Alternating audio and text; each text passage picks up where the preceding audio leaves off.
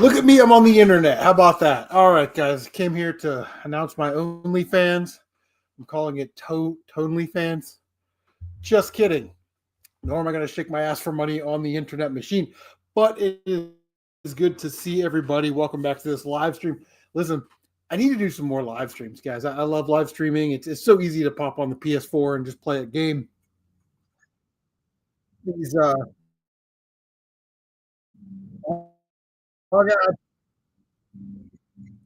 me mute that. Hope the audio is okay. If I need to, I can adjust that. Nicholas is here. Phil Twerpin, the mayor of YouTube Town, in the house. Yeah, we got a very specific agenda tonight. If you saw on my community tabs post, we have games I've beat, games I've been playing, games you've been playing. We'll talk about that. We're going to talk about Happy Console Gamers Last of Us 2 review that is new. It's like you did like 5 days ago, and that game came out in like 2018. Got a package from Surf Blue and Retro Hack. We're going to play a fun little game called What Wrestler Is This Console? Where I will tell you the console and we will talk about which wrestler we think that console actually is. It should be fun. Talk about physical media for a little bit, and then we'll end the night with some Q&A. I plan on having a few of these. I wish the mayor was here. I wish Phil was here. We could be playing games and drinking beer together, man. We gotta do 2-player Contra at a convention or something, you know. 30 life code, of course, because I'm out of practice. But Phil Twerpin's always up to date on his Contra. All right. So what games have you guys been playing? Leave a comment, in the comment section. Tell me what you've been playing, what you've been beating this year. My friend Tyler's been putting it down this year. He doesn't really beat a lot of games, but this year he beat Samurai Jack on PS2. What else did he beat? Oh, Mario RPG, and then something else. So he's already at 3 games, so that's good for him. I'm at 21 games this year. And I've sort of been, at the end of the year, I always do the games I beat in the previous year video. I've been kind of thinking about maybe just kind of doing this, going through the list, and then at the end of the year doing my top 15, something like that. Because the last couple of years, it's been like 55 games, 48 games, 70 games. There's just been a lot of games that I've been beating. Beer's making me burp already. So I'll fly through my list of games. You guys let me know what games you've been playing or which games that you've beaten this year. Forza Horizon 3 on the Xbox One. I gave it an A+. It's awesome. Wizards and Warriors on the NES. Space Shuttle Project on the NES. But gave both those Bs. Tiger Heli on the NES. I gave it a C. Super Mario Deluxe on the Game Boy Color, a B. Car Battler Joe on the Game Boy Advance. I can't believe how expensive that game is. Dylan says he's played Zelda on the N64, and that's your favorite game of all time. Hold on, check this out.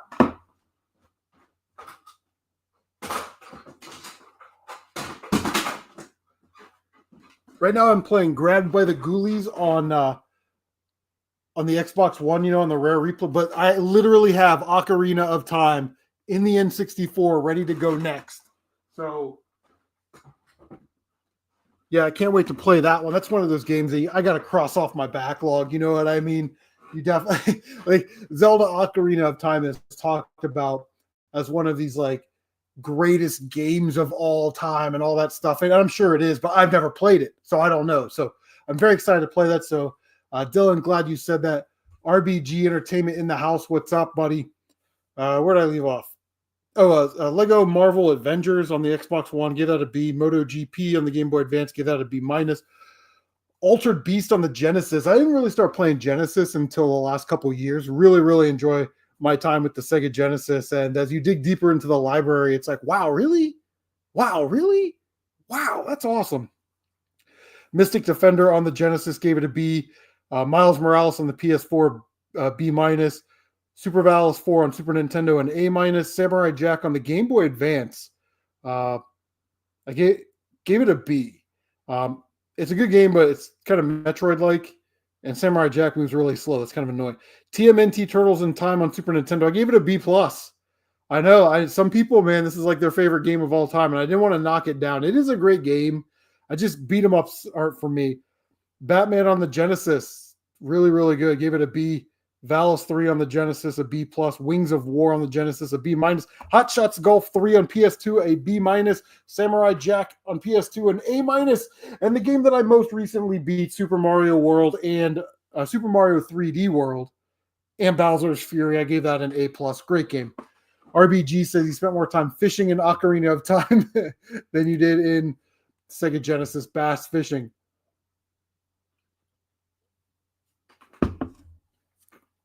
We're in big trouble if the beers are already going down that smooth, guys.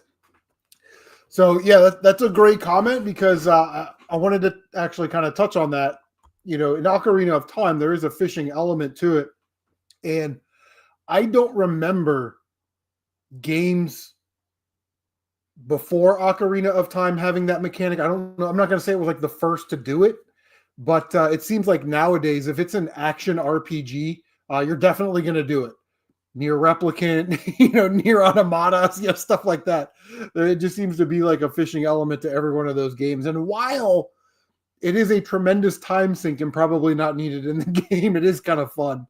And near Replicant, there's a couple of fish that are they're like super rare, and you can only get them by using certain baits in certain areas. So I platinumed that game. It was awesome. So what other games have you guys been playing? I'm being presumptuous. I'm assuming Dylan's playing Ocarina of Time and not Majora's Mask. But yeah.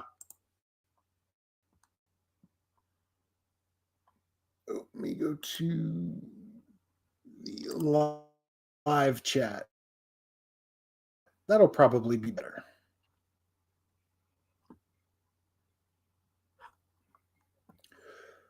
Let me just adjust that. Boom. Bada bing, bada boom. So, yeah, I mean, those are the games that I beat, the games I'm looking forward to. I'm about halfway through Grabbed by the Ghoulies on Rare Replay on the Xbox One. And, yeah, it's a good game. I mean, it's a Rareware game. I'm a complete Rareware mark. And so I will always say that Rareware games are awesome. But, yeah, Nick says he is playing Ace Combat, Sony PlayStation 2 add list of games to beat. You added it, or I played. Is it Air Force Strike Delta? I played the first two missions of that. It was really good. I need to play more like 3D flying games like that because I like Crimson Skies too. Phil says he's playing. Oh, he's at Death Mountain right now in Zelda 2. Yeah. Zelda 2 is a classic, man. It's one of the only games.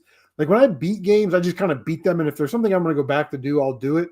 But I'm certainly not going to be like Mr. 100% or Mr. No Death Run. But Zelda 2 is one of those games. I loved it as a kid. I love it now. It's my favorite Zelda game. And that is a game that I did a no death run of. Very proud of that one because that game is very involved. All I did was in that first palace just keep grinding XP until I was leveled up to level 8 all the way all the way up to level 8, and then attack things. What's my favorite game of all time on every console? Ooh, man, that's going to be... Let me write that down. All right, because we got to keep track here. All right, NES. Actually, we're having Q&A at the end. I'll write down the question. Favorite game, every console. That's going to be a tough one. I'll have to think about that. I mean, do I have to do consoles like every console? Because there's a lot of consoles. Like the Wii and Wii U. Can I skip those? Is that cool?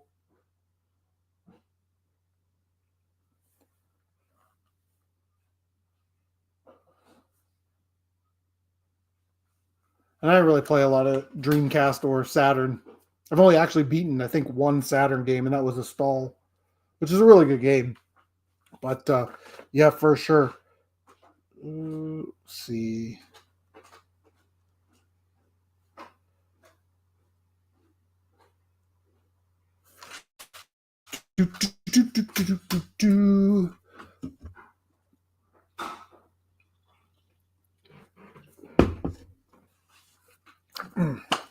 Write this down. PS 1, 2, 3, 4. Xbox 360 and 1/S. Because I don't have an Xbox One X or a PS 5. I'll throw TurboGrafx 16 on there. Oh yeah, we'll get that to the end of the night for sure. So, yeah, if you guys don't have any more games that you're playing or you're beating, or like, what's your favorite game that you beat or played through this year? Mine is certainly Forza Horizon. Let me try and give you my top 3. Forza Horizon 3 on the Xbox One. Super Mario 3D World and Bowser's Fury. Samurai Jack's like super underrated, but I've played it before on the GameCube. I'm trying to think what else was really good. Let me look at. I mean, Altered Beast it's a simple kind of yet fun experience. A Space Shuttle Project I'd probably put up there because it was a childhood game. So, it's always fun beating a childhood game. Kind of jogging between the YouTube stream and the StreamYard stream. So, yeah, I wanted to talk about Johnny Millennium's video, The Happy Console Gamer. It was a little awkward because he made a video called his Last of Us 2 review. And he made it like 5 days ago. And I don't know if you guys are aware, it's 2025, not 2018. So I think it was interesting because he was saying that he didn't want to review the game when it first came out because, in his words, it was scary and it was a hot potato because of the politics. And I'm like, controversy creates clicks. You know what I mean? And as far as The Last of Us is concerned, it is a top tier primo franchise that everybody knows about. You can have your own opinion on it. But I think the thing with The Last of Us is that it was surrounded in controversy with the crunch that Druckmann and the people at Naughty Dog put the entire team through. These guys are working like 16-hour days trying to finish this game. And then, of course, the gender identity and the politics of the game. I think it's just interesting that Happy Console Gamer would put that out now. He did sort of a no spoilers review back in the day, and then here we are 7 years later. He's actually putting out a review on the game, and it's got like almost 50,000 views in 5 days. But I think when you say that you didn't want to review the game because it was scary and it was a hot potato, it's like you're almost cowering away from doing a review, from being a part of the gaming scene, because Last of Us 2 is a part of gaming, whether you like it or not. So I think that I thought it was just sort of cowardly. And one of the things that he mentioned was that he enjoyed the utter violence and the brutality of it. And while I certainly understand that, that's part of the game, the combat is part of the game, and you have to like smash enemies and infected to get to the end goal to force another cutscene to do the next part of the game. I just want to say that I'm neutral on that, because in that world, under those circumstances, that's just the way it is. It's as normal to them as us going down to the UDF to get a bottle of water or ice cream or a pack of cigarettes or whatever it is, But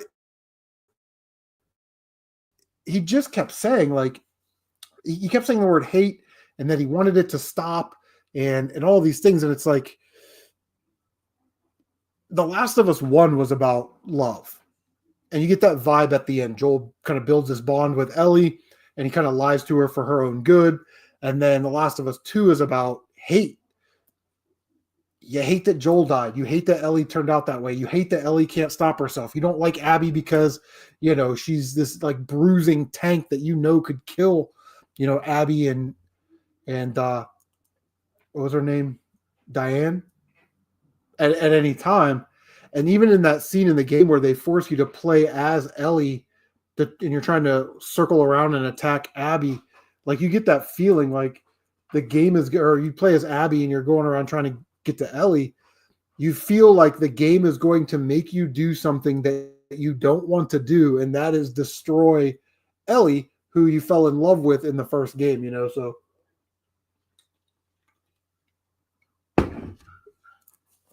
it's one of those just like weird kind of things.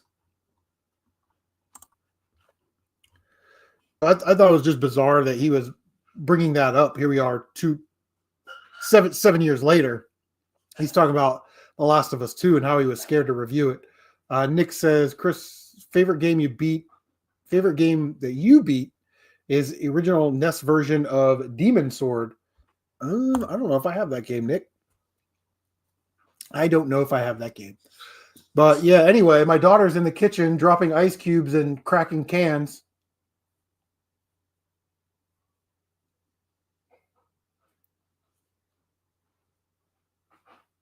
I think she just gave me the middle finger. She's a middle finger giver. And she's only 17. She's got a bad attitude is what she does. Altitude. She got bad attitude like Sonic. Mr. Matthews is in the house. What's up, buddy? I am going to drop the link. If anybody wants to jump in, we're talking about the games that we beat, this year, the games we've been playing. We talk about this Johnny Millennium, Happy Console Gamers video about The Last of Us 2, his review 7 years later. I just think it was sort of a cowardice kind of thing that he didn't want to review it in 2018 because it was scary and a hot potato politically. And it's like sometimes you have to face it. You know, you got to kind of meet it head on.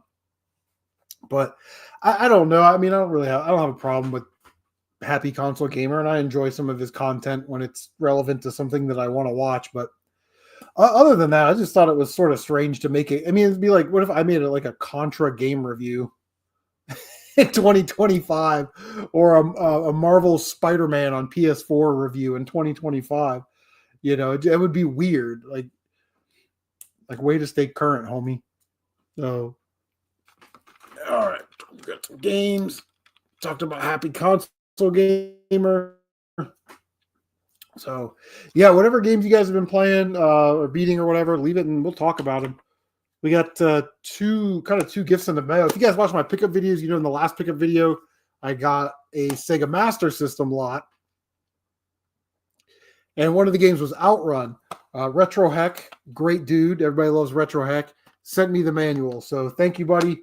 Having a complete copy on Outrun makes my life better. And when we do the trade show at the end of the summer, I'll have to throw you in a bonus to cover the manual. So, yeah.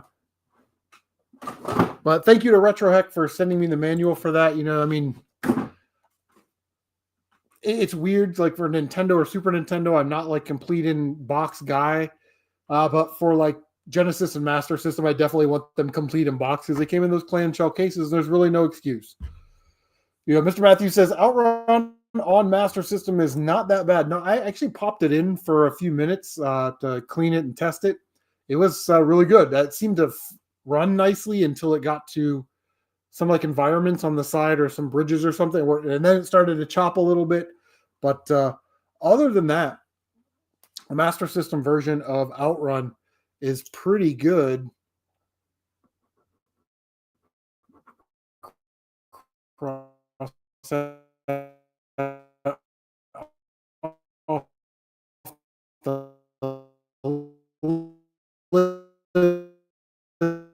Did get a package from my.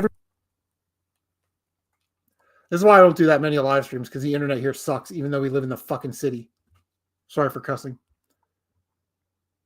Oh, well, I don't have the Genesis version, so that works out great. I got a package from Surf Blue, so we'll open that. I told him I'd open it on live stream, and then he sent me a voicemail, and he's like, "Hey, in that package I sent you, and then I turned off the voicemail because I didn't want to know what it was." All right, what do we got? So, boom. We got a purple bag. Get that out of here. It's a nice bag, gotta say. What is in here? Oh, and in there. And in there, he put a priority mailbox. Oh, okay. Boom.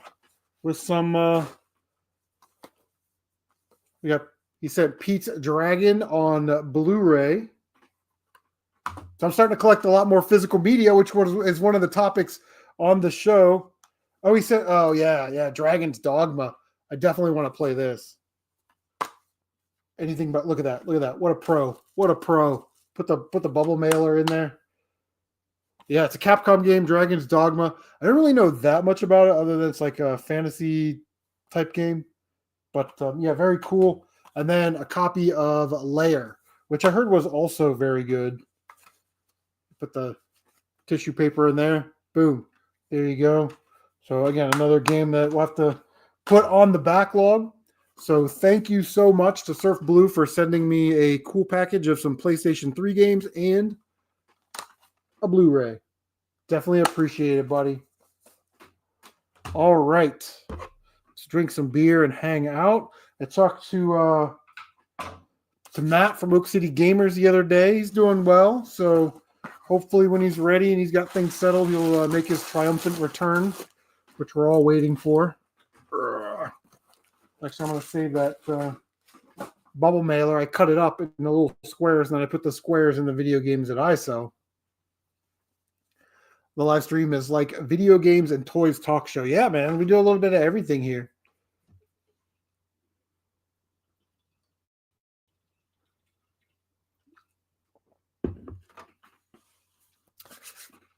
Mr. Matthews says the last game that he beat, we're always talking about games on this channel, is Super Dodgeball on the NES, a game that I do not own, but my local store, it's so funny.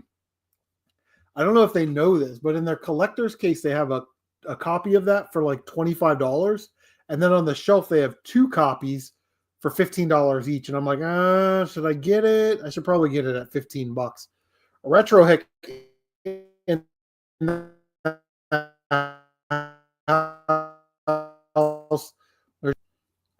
Why is this not? There it is.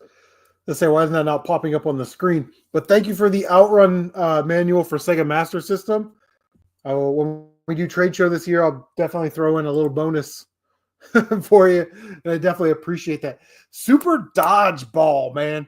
What is that style called? They did it in like River City Ransom. You know what I'm talking about? Like that's like a World Cup Soccer, not Tecmo, but World Cup Soccer. It's that kind of almost chibi tough guy style.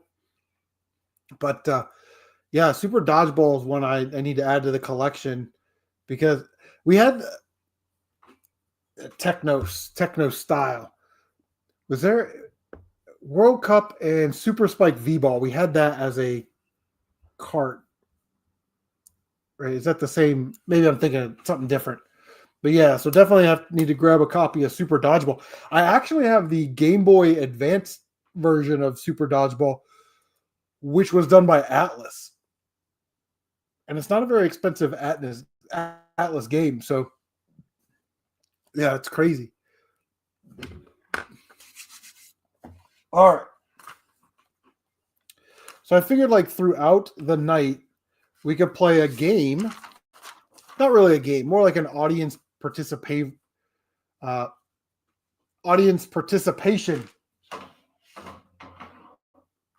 So basically what I've done is I've randomized all of the main home consoles from Sega Master System and Nintendo. So 3rd generation all the way up until 8th generation. So Xbox One, Switch, and PS4. I have them all randomly numbered on this paper. Lydia Gaming. What's up, Lydia? Good to see you. Thanks for stopping by. And Dylan says, just your favorite game on your consoles that you own. Okay. Oh, boy. That's a tough one. So what I've done is I've taken each console, okay, and I have given it a wrestler's name, and it's the wrestler that I think embodies the qualities of that console. So this should be fun. So I have them all randomized from 1 until 19. So if somebody wants to give me a number between 1 and 19, I will tell you what the console is, and then you tell me which wrestler you think embodies that console, and then I will tell you my wrestler that embodies that console. So any number 1 to 19, just fire away. First one, I'll pop it up on the screen there, and away we will go. This is gonna. I thought this was gonna be fun, and as I'm doing this, I'm like, you know what? Maybe like only 2 people will be wrestling fans, so it's like I didn't really create a game or a gimmick or a bit for everybody. Mr. Matthews says 6. All right, number 6 is the Nintendo Wii. Which wrestler do you think encompasses the qualities of the Nintendo Wii and why?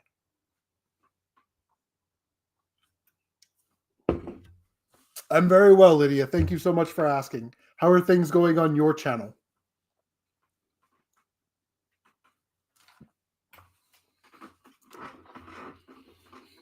Now, this whole game is predicated on the fact that we don't think alike about these consoles. So I may think the Wii is Hulk Hogan. You know what I mean? You may think that the Wii is Bastion Booger. So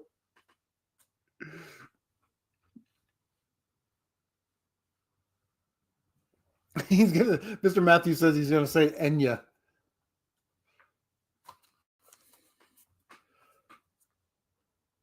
All right, so I don't know who Enya is, but for the Nintendo Wii, I put Brutus the Barber Beefcake, cutting and strutting, baby. It's nothing. It's really, it gets overpraised. It's overrated. It gets overpraised because of its affiliations. Like it's Brutus the Barber Beefcake was affiliated with Hulk Hogan. That's why he got so much opportunity. And the Nintendo Wii is obviously associated with Nintendo, which is why it gets so much love. It's basically for kids, but the Wii is mostly shovelware. And that's what Brutus the Barber Beefcake, I mean, he's a mid-carder, you know, a low to mid-carder. So he's never really going to make it into that top tier of consoles or top tier of wrestlers. And that's why I've picked Brutus the Barber Beefcake is most like the Nintendo Wii. I put a lot of effort into this. All right, Nick says number 8. All right, Nick. Number 8 is the Sega Saturn. Which wrestler do you think is most like the Sega Saturn?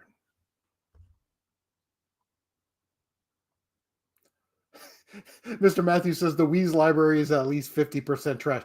Yeah, I would say you're being very conservative on that estimate. How many iCarly games do you need? Honestly, though, how many Just Dance games are on the Wii? How many Guitar Hero games are on the Wii? Like it's just shovelware. And it's not to say that all those shovelware games aren't that bad, you know, because you can pop them in and play them with the kids, or you know, Batman Brave and the Bold is not a horrible game, just not a lot to it. And even like the best games on the Wii, like Wii Sports, it's a tech demo. You know, awkward controls. Nicholas thinks that the Sega Saturn is like the $1 million man, Ted DiBiase. No, you mean? All right, so I have the Sega Saturn as Mick Foley. Mick Foley's early work in New Japan, ECW, in the early days of WCW.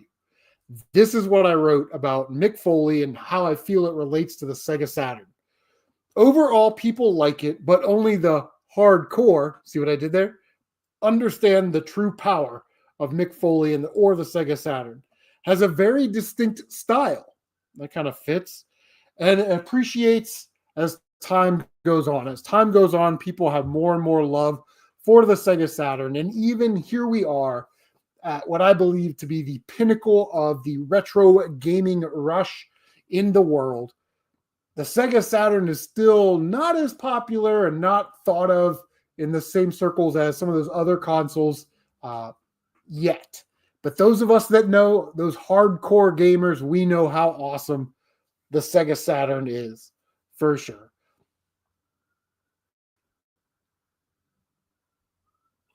So you guys think that matched Mick Foley and the Sega Saturn?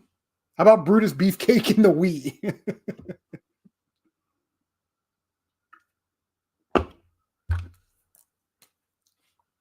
I'll put a little check mark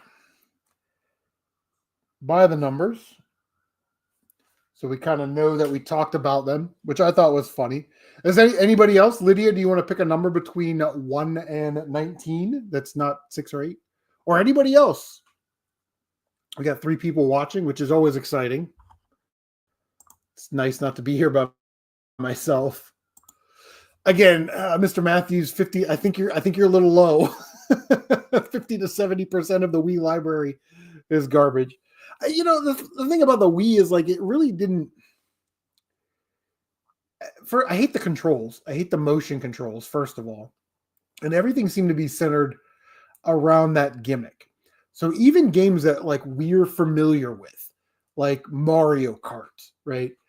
Having to hold that thing up and do this, it's not how we want to play.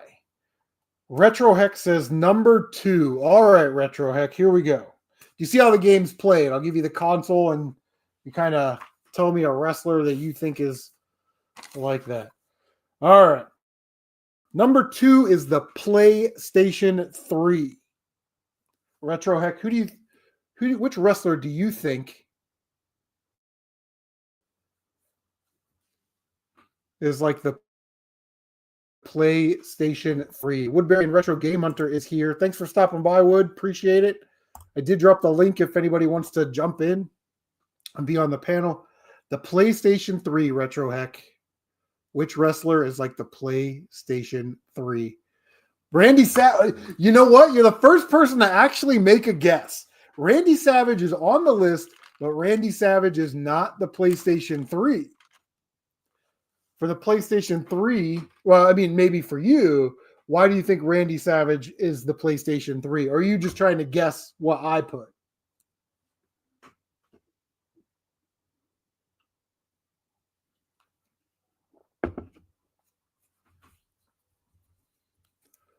But going back to what Mr. Math, I hate the motion controls of the Wii.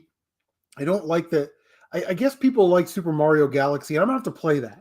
And I definitely want to play Metroid Other M. I want to get my hands on a copy of that. But yeah, the Wii library just really falls flat. I don't think it really did anything revolutionary to advance any of these game franchises. It was a holding place.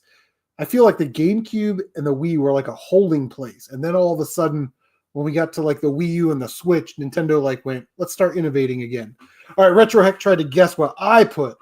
All right, well, Randy Savage is on my list, but he is not the PlayStation 3. I'll tell you what I wrote for PlayStation 3, and you tell me if this fits. Jake the Snake Roberts. And I put, people forget how great it is, or how great he was. Just like the PlayStation 3. I think it's forgotten greatness. The highs were really high. The Last of Us, the Uncharted, all the collections, the Sly collection, the God of War collection, Tomb Raiders, all that stuff. Really, really good. And the lows were really low. Like the online sports was not very great. The online service was not very great. You have games like MAG that are online only and you can't even play them anymore. So the lows were really low, just sort of like Jake the Snake's career. People love it, but it will never be an all-time great. That's how I feel about the PlayStation 3. How do you feel? Agree, disagree? Maybe you have a different wrestler in mind? Yeah, I just think like Jake had so much potential and he sort of lived up to it, but because of his substance abuse, it all came crashing down. And because, the Wii was so popular And the 360 was so innovative. The PS3 sort of gets lost in the 7th gen shuffle a little bit, especially since it was like $600 coming out. But man, some of the games on the PS3, they're great. Like I said, Last of Us, the Uncharted's, just incredible, you know. Mr. Matthews says, I don't know, man. PS3 is one of my favorites. I love the PlayStation 3 as well. But when I look at it in the pantheon of all the other consoles, I think, man, it was good, just like Jake the Snake, but it wasn't good enough. Just like Jake the Snake wasn't even good enough to hold a belt in the WWF. He wasn't a tag champion. He wasn't the Intercontinental champion. Was never the world champion. But people love and remember him. And, you know, the PlayStation 3 is sort of the same way for me. And it got off to a shaky start too. The cost, and that was like backwards compatible, and then like it wasn't working right. So they took out the PS2 capability, brought the cost down. I mean, yeah, just surrounded in controversy, just like Jake the Snake Roberts, you know. All right, Dylan says number 4. All right, number 4 is the TurboGrafx 16. What wrestler do you think is the TurboGrafx 16? Linda says everything's going smoothly on her channel, and that is good to hear. I'm excited, guys. I went to the store today, and I got stuff to make sloppy joes and stuff tonight, just quick dinner so we can live stream. Tomorrow I'm doing like either tacos or I'm doing steak and eggs. I haven't decided yet, but it's going to be magical. All right, so Dylan, what console do you think, the TurboGrafx 16, which wrestler do you think represents the TurboGrafx 16?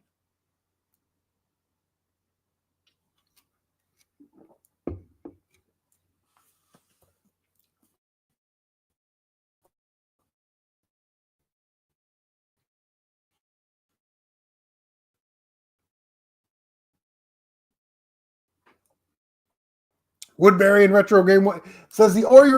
I feel like every time I like flinch, my whole thing goes off.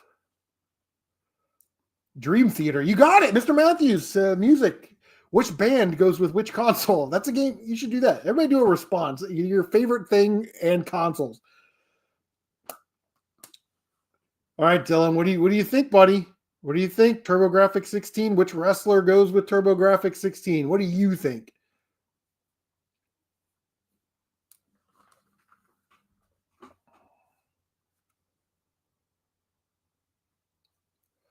Let's see. Now, Mr. Matthews, I don't know who Dream Theater is, and I don't know who Enya is. Like, I don't know anything about music, you know, to that extent. I know Metallica is playing close to here tonight or tomorrow. I saw Metallica in 2010. They were fucking awesome. Saw Marilyn Manson when I was in high school. Who else do we see? Oh, my oldest son and I, we went one year for my birthday. My wife got me Journey tickets. They were playing at Columbus Crew Stadium with Foreigner and Night Ranger. You want to talk about teased hair and leather jackets, man? I'll tell you what. I felt like a young man at an old people convention. Yeah, Metallica kicks ass, bro. All right. Dylan, do you have a guess? All right. I have the TurboGrafx 16 as the phenomenal AJ Styles, the TNA X Division AJ Styles before he came to WWE. And I wrote, he's sexy, flashy, can do everything very well. The TurboGrafx 16 does everything very well. It's a sexy console to own. It's a sexy console to collect for. It's very flashy. Like, it's very distinct. You know that hue card when you see it. You're not going to confuse it with a Sega Master System turbo chip, right? Mostly huge in Japan, just like AJ Styles, right? The TurboGrafx, mostly huge in Japan. It is wildly adaptable and endlessly fun to play. Just like AJ Styles in a video game, when you're like, you know, L1, and he's just doing special move after special move after special move. The games on the TurboGrafx 16 are just all special. So I had the honor of playing through, what I play through? Utopia, which is a Zelda clone. Absolutely incredible. Ninja Spirit, absolutely incredible. Like, it is just top tier. It's elite.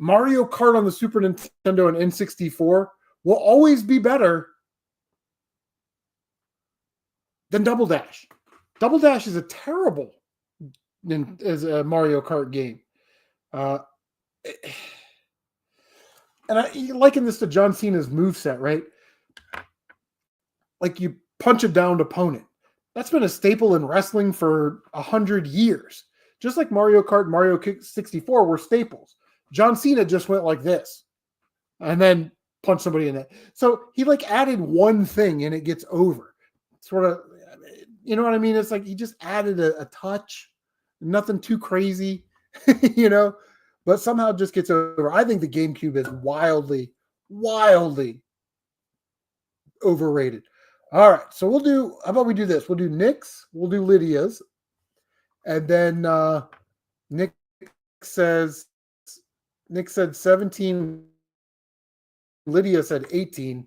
So now these guys are getting smart. They're trying to stack them right next to each other to find what they need. Let me cross off the GameCube. You think that fits for John Cena for you wrestling fans out there? A little overrated. It's fine.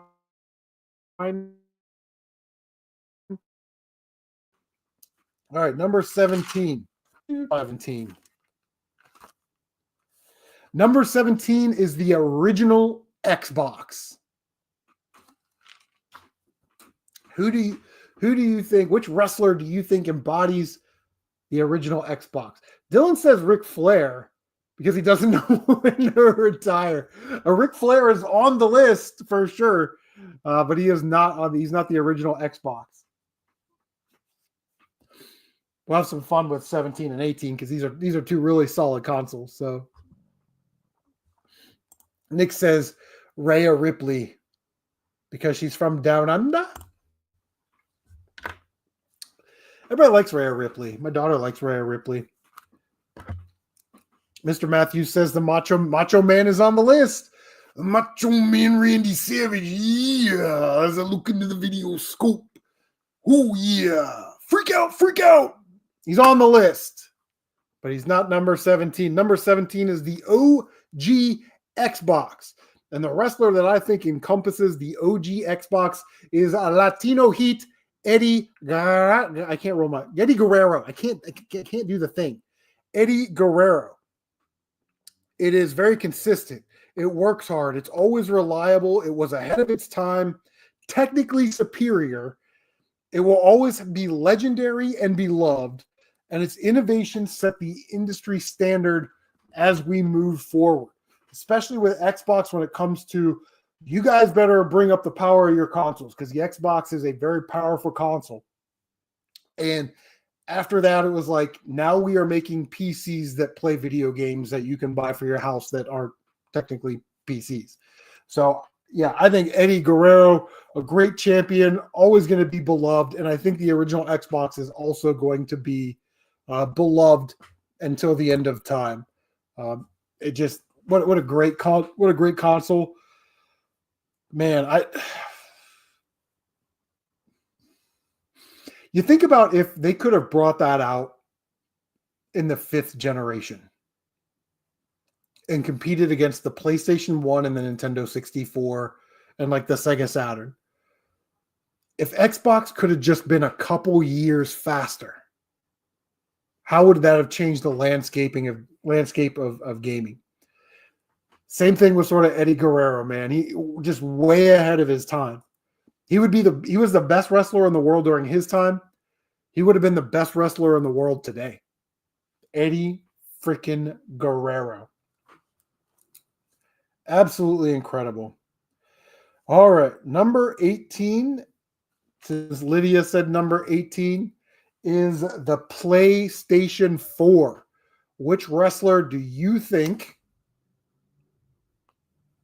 matches up, syncs up with the spirit and the embodiment of the PlayStation 4? All I know is Joe Boo needs a refill, so I'll let you guys think about that, and I will be right back.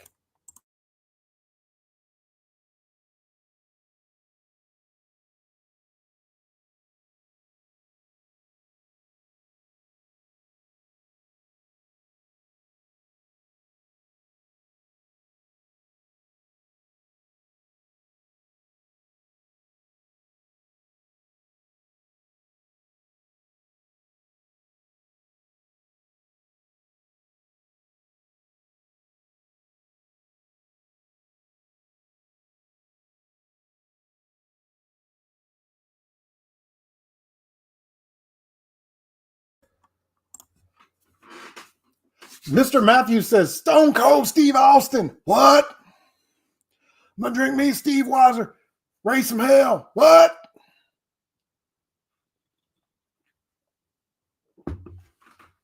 It is not Stone Cold Steve Austin. Stone Cold Steve Austin. Austin 316 said, I just whipped your ass. He said that after he beat Jake the Snake at King of the Ring. Got like 96. All right. Good guess, though. Good guess. It's from around that era for sure. What? All right. I have the PlayStation 4 as Chris Jericho. Y2J himself. The PlayStation 4, what is it? It is a region-free international superstar, just like Chris Jericho. Delivers quality and quantity. Just like Chris Jericho. What's up, Retro TV? Experience new while rising and wowing you. A timeless classic that will always be loved and appreciated. That is Chris Jericho, and that is a PlayStation 4, a region-free international superstar that delivers quality and quantity. Gives you an old-school experience, creates something new, while also surprising and wowing you. A timeless classic that will always be loved and appreciated. Now, PlayStation 4, man, you can put the PlayStation 4 down as at least a top 5 console of all time. You get some great remasters on there. You get some great new IPs on there, some continuations of IPs. It's region free. You can play any game from anywhere in the world on your PlayStation 4. It's so easy to program for that companies like Limited Run, Red Art Games, Play Asia, they all make new games for the PlayStation 4. And just like Chris Jericho, when he goes to ECW, it's new opportunity. When he went to WCW, new opportunity. WWE, new opportunity. AEW, new opportunity. The PlayStation 4 gives you an amazing opportunity, gives developers anyway, an amazing opportunity to program for a Sony console and then have your game be distributed all over the world in physical form if that's what you as a developer wants, you know what I mean? Just endless opportunity, and that's what Chris Jericho is. Yes, Retro Tiburon, we are playing my fun little game called What Wrestler Is This Console? Where I will tell you what the console is, and you tell me which wrestler embodies that console. We've got 10 people watching right now, double digits. That's incredible. I love you guys so much.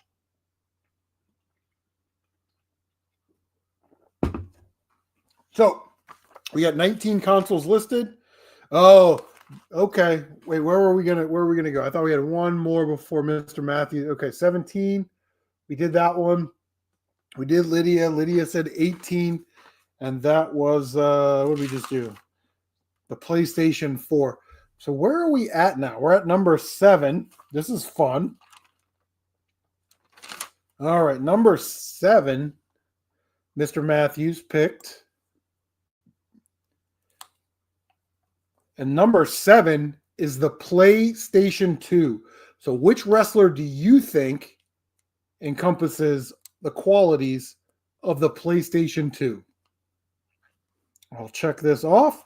Give you guys some time to answer. Not what I think. Which wrestler do you think is the PlayStation 2 and why? Mr. Matthews says The Rock. It's not. I didn't pick The Rock, but you can pick The Rock. Why do you think that The Rock is the PlayStation 2? It's not John Cena, Retro Tibion.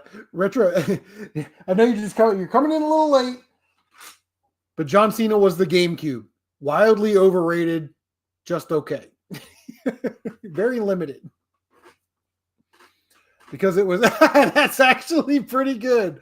Why does Mr. Matthews think The Rock is the PlayStation 2? Because it's everywhere, like the freaking Rock. That's a good one. I did not consider that. The Rock is definitely on the list. Who else wants to take a guess? But he's not the PlayStation 2. He is everywhere. Because like the PlayStation 2, he sold out to Russia. Yeah. All right. So for me, I have the PlayStation 2 as Bret the Hitman Hart. Why? Because the PlayStation 2 is simply the best there is, the best there was, and the best there ever will be. Technically superior, always delivers, has a ton of firepower in that library, that arsenal that it has. It's reliable in a pinch and a real go-to when you just need a gaming fix. I just need to play something. I'm going to throw in a PlayStation 1 game. I'm going to throw in a PlayStation 2 game and play me some PlayStation 2. Just very innovative and a little bit ahead of its time. You know what I mean? So I've picked Bret the Hitman Hart as the PlayStation 2. What do you guys think? Do you agree, disagree? Somebody.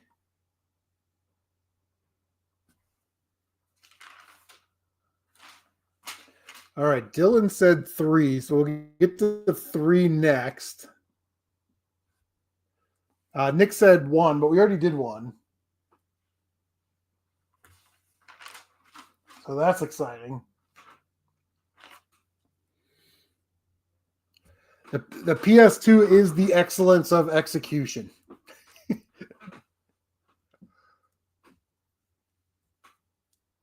The PS2 got kicked in the head by Goldberg and concussionalized and had to retire.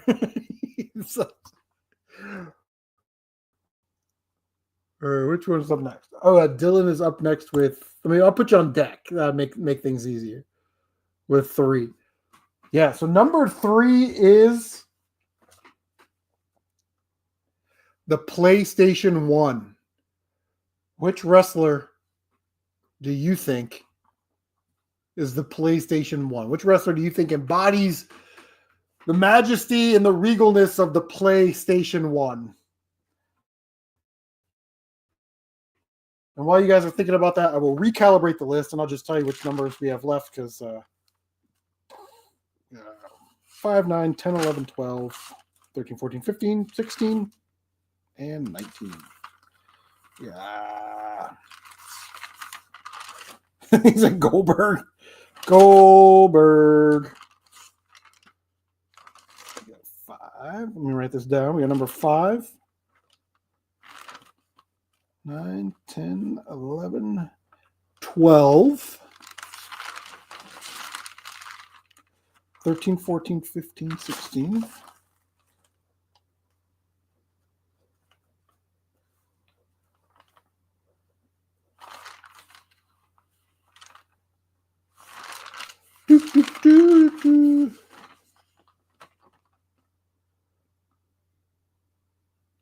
Richard Tiburon says PS1 feels like Goldberg. If it was a juggernaut at the time and came out of nowhere, but a little bit clunky. Man, you're really close. It's not Goldberg. I didn't pick Goldberg, but if that's your gimmick for Goldberg, that is awesome. All right.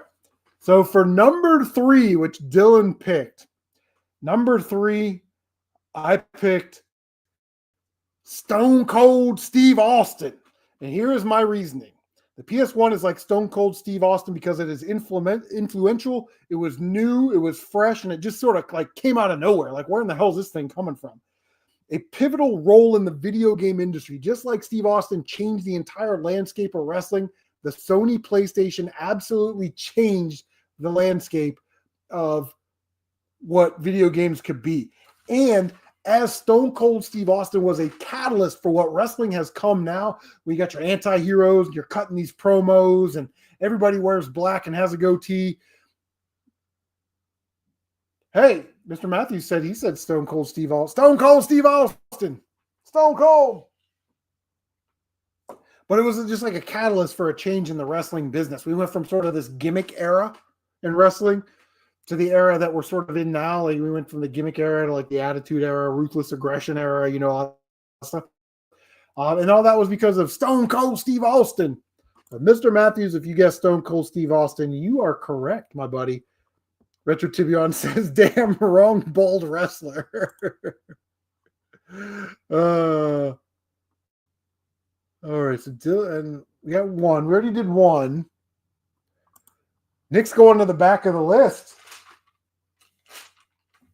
Number 19. Number 19 is the Sega Dreamcast. Which wrestler do you think embodies the Sega Dreamcast? After these messages, we'll be right back.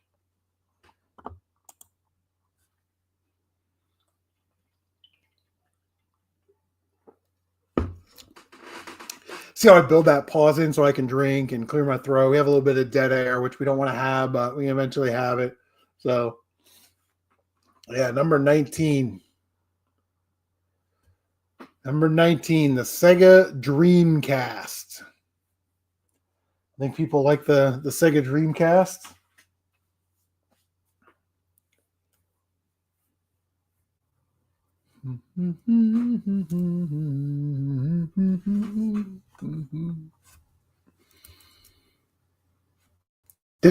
Did you really guess Stone Cold Steve Austin for?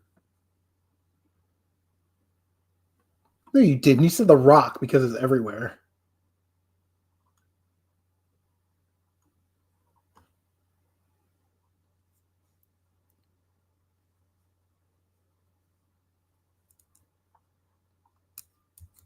Richard Tiburon says, Stone Cold! Stone Cold! Oh my God, he's broken him in half!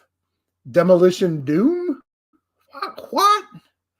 Retro Tiburon going way back. Magnum TA had promised but never made it. Some of you might be shocked by my Dreamcast one. All right, here we go. The Dreamcast is like the Ultimate Warrior. Oh, I know, right? Like the internet just exploded. Wearing the Hulkamania shirt, talking bad about the Ultimate Warrior, old Jimmy. But here's the truth. Like the Ultimate Warrior, the Dreamcast came on fast, faded just as fast. Had its great moment in the sun, but couldn't keep it together. Even today, we wonder what could have been. Just like we think about, man, if the Ultimate Warrior wasn't a complete fucking moron and a pain in the ass to work with, what could he have done in the wrestling business, right? He comes in out of nowhere, powerful console, but it's limited by its ability. The Sega Dreamcast is an absolute powerhouse when you look at video game consoles, but it is very limited by its library. Sure, you got your Sonic Adventures and your Gunbirds and things like that, but once you kind of start peeling away the shell, there's not a lot of substance to it. It's very limited. Just like the Ultimate Warrior, he could give you those great 2-3 minute squash matches that we all remember. He could give you a great maybe title match with Hogan in WrestleMania 6. But, you know, when they put the belt on him and they tried to make him work longer matches with better talent, he just couldn't cut it. We look back at the Sega Dreamcast just like we look back at the Ultimate Warrior and go, man, that's really neat. That was really good. But it was over too quick. And in some regards, the run is perfect the way it was. The Dreamcast had a 2-year run. The Warrior had about a 2 or 3 year run, a real good run in the Fed. And it was good. It was memorable. We all know what it is. And maybe that's just good enough. You know, Linda the Gamer Gal is here. What is up, Linda? What do you guys think? Do you guys think that the Sega Saturn and the Ultimate Warrior are sort of the same? They have some of the same qualities. Good pick by Nick. I'm going to cross this off on the thing. Linda the Gamer Gal is here, putting in the work. How many games have you beaten so far, Linda? Mr. Matthews says number 13. Oh, number 13. Here we go.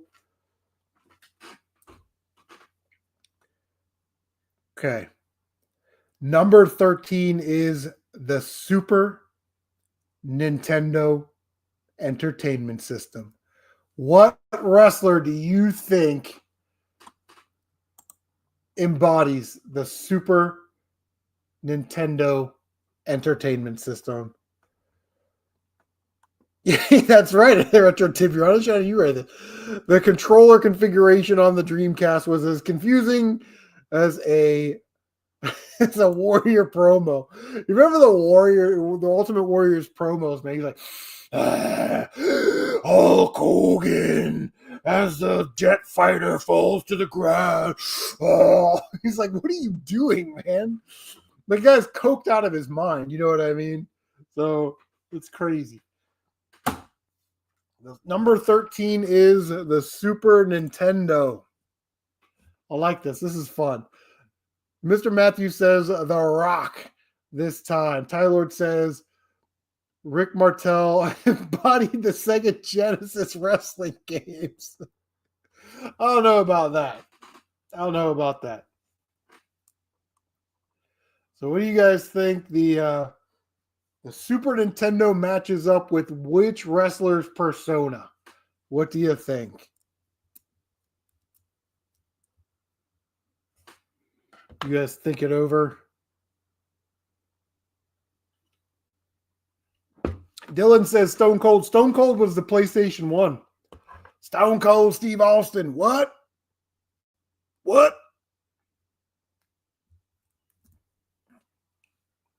Yeah, we already did number 3. That was the PlayStation 1, bro. So that's fun. Stone Cold Steve Austin. What?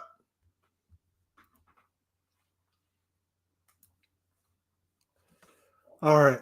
So I have Retro Tibion says HBK, the console of the 90s, is the wrestler of the 90s. Tylord says, he says,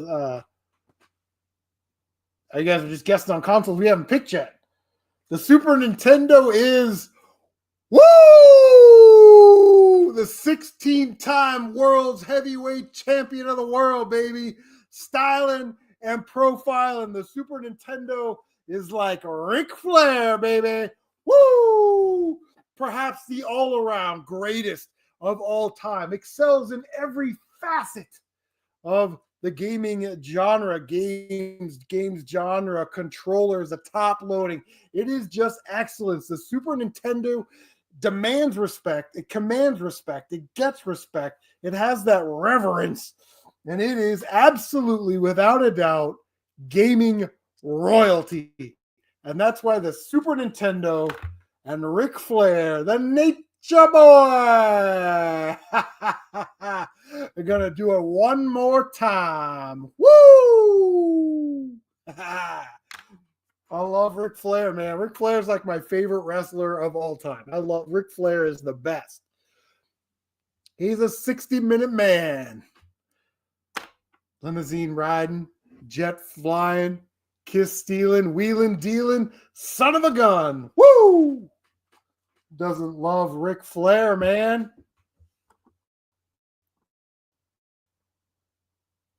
And we already did number 3. All right, let me see what we got. I did not get Royal Rumble on the Super Nintendo yet. You know, my local store had a copy of it, but it wasn't in like great condition. So I was like, I'll just wait for another copy to pop up, you know. All right, 13 is off the list. We got 5, 9, 11. Oh, it's 5, 9, 10, 11, 12, 14, 15, and 16 left. This is fun. Maybe we'll say we got 1, 2, 3, 4, 5, 6, 7, 8. We'll do one more, and then we'll move on to my next topic, which is physical media, which will be exciting. Everybody likes physical media. And then we can come back and finish off the wrestlers versus consoles game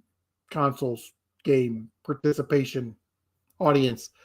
And then we'll do Q&A, and we can hang out for the rest of the night. So, you have one for me? Well, bring it to the trade show, bro. Let's trade. Let's do some trades. You guys know I love trading. Although my trade bin is looking a little weak right now, so I have to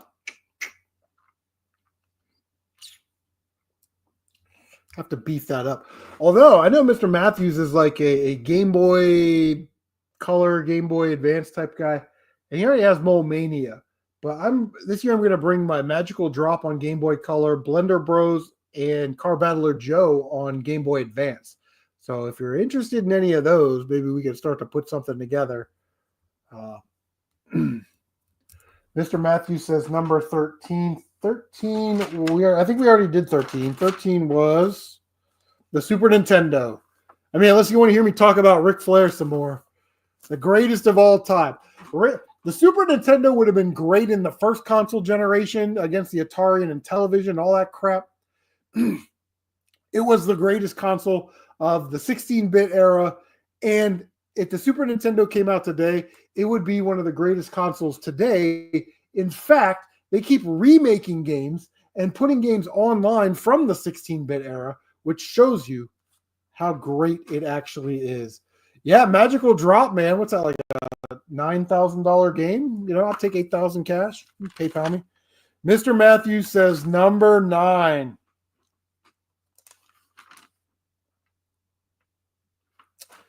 All right, number 9 is the Xbox One / Xbox One S. Which wrestler do you think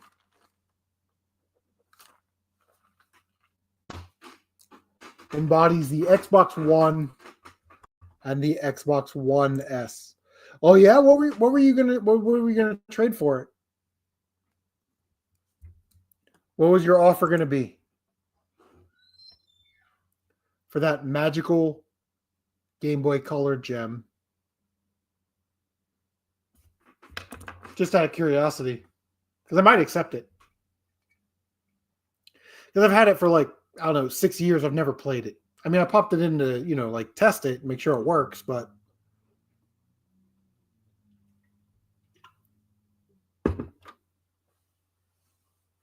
we ended up trading for other games. That's how it works. I can't wait for the trade show this year. I love doing the trade show. I like hanging out and drinking beer and talking about games. Ty Lord says CM Punk ass as the Xbox One. CM Punk is the Xbox One. Oh no, Mr. Bill. All right, here we go. So the Xbox One and Xbox One S, I have Jeff Jarrett. Jeff Jarrett. It a little underappreciated. The Xbox One is a little underappreciated, just like Jeff Jarrett. It delivers quality consistency. It's a very consistent console. You know what you're getting when you get a Forza game. You know what you're getting when you get a rare replay game. You know what you're getting. I mean, you know what you're getting. And that's great. I think the console's a little bit held back, just like Jeff Jarrett was held back. And even though it has the potential to compete with the big boys, it has the potential to compete with Sony and Nintendo in some regards not. You can't really compete with Sony and Nintendo on their IPs, but it does get opportunity every now and then to shine. And when it shines really bright, just like Jeff Jarrett. Games like Sunset Overdrive on the Xbox One. Very underrated game. It's a very good game. People like it. And it's like a $5 game. So yeah, I just feel like the Xbox One and the Xbox One S is like Jeff Jarrett, a little underappreciated, great body of work, can do some things. When you put it on that stage with the big boys, it can do some stuff. It can compete. It can be right up there with the big boys, but ultimately, it's not really main event material. You know what I mean? Ty Lord says it is the world's greatest singer, world's greatest entertainer, world's greatest wrestler. That's JEFFJARRET, Jeff Jarrett. All right, so we'll move on to the next segment, and we will come back to this. Let's see. Let me take off number 9 on the list. And let me tell you, I'll prep you guys. I'll tell you which consoles we have left to talk about. The Wii U.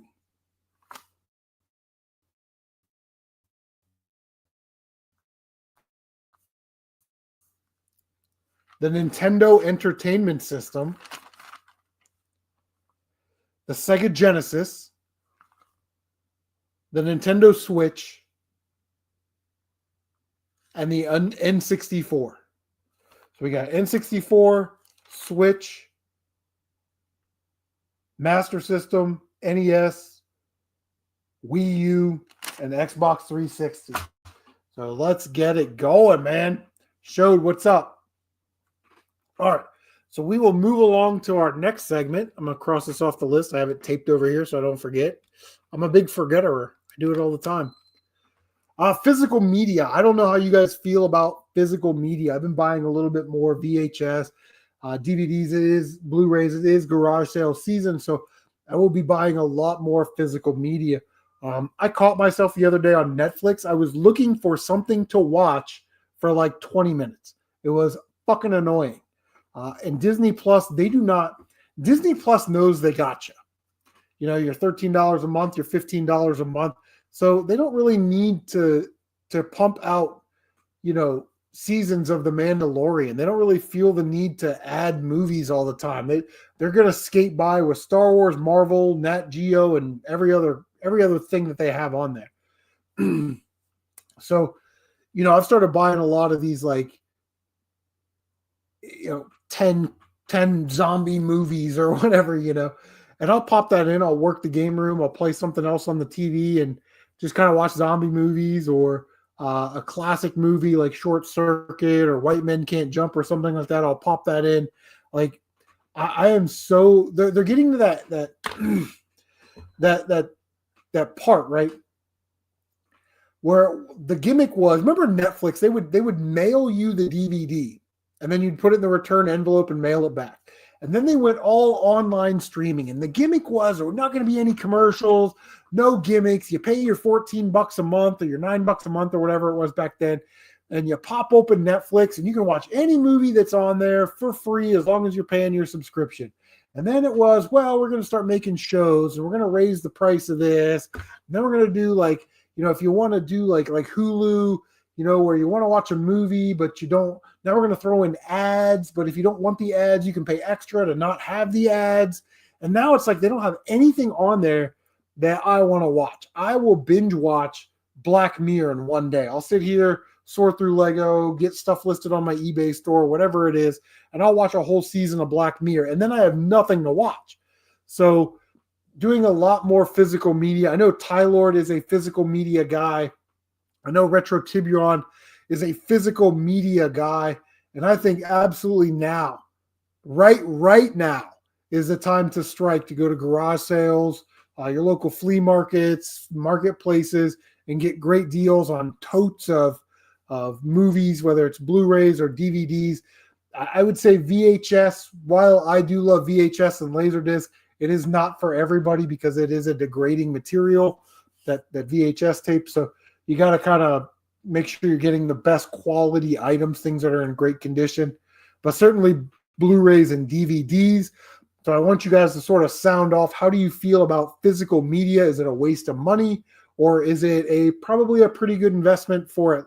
Now, maybe not monetarily, but for your entertainment future when, you know, 15, 20 years from now, there's an ad, just like on YouTube, when there's an ad every 5 fucking minutes on your Netflix, on your, you know, HBO Max, on your Hulu, your Disney Plus, your Amazon Prime.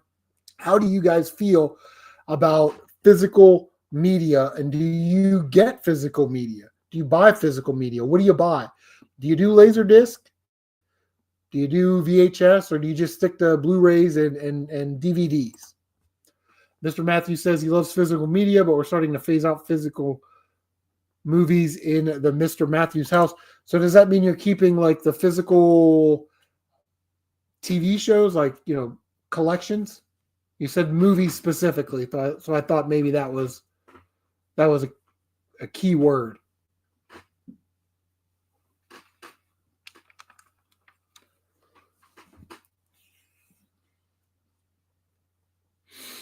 Yeah, it's always a joy when I go and find movies, especially because, like I said, basically what I'm doing is I'm in the living room here. I'm sorting through Legos. I'm sorting through video games. I'm cleaning and washing stuff, listing stuff, packing stuff that I got at garage sales and thrift stores.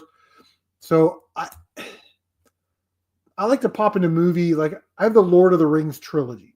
Never watched Lord of the Rings. Looking forward to it, I guess. I mean, I'm not really into Lord of the Rings, but I know when I pop that in, that's like a 3-hour movie. So I can like do stuff for 3 hours.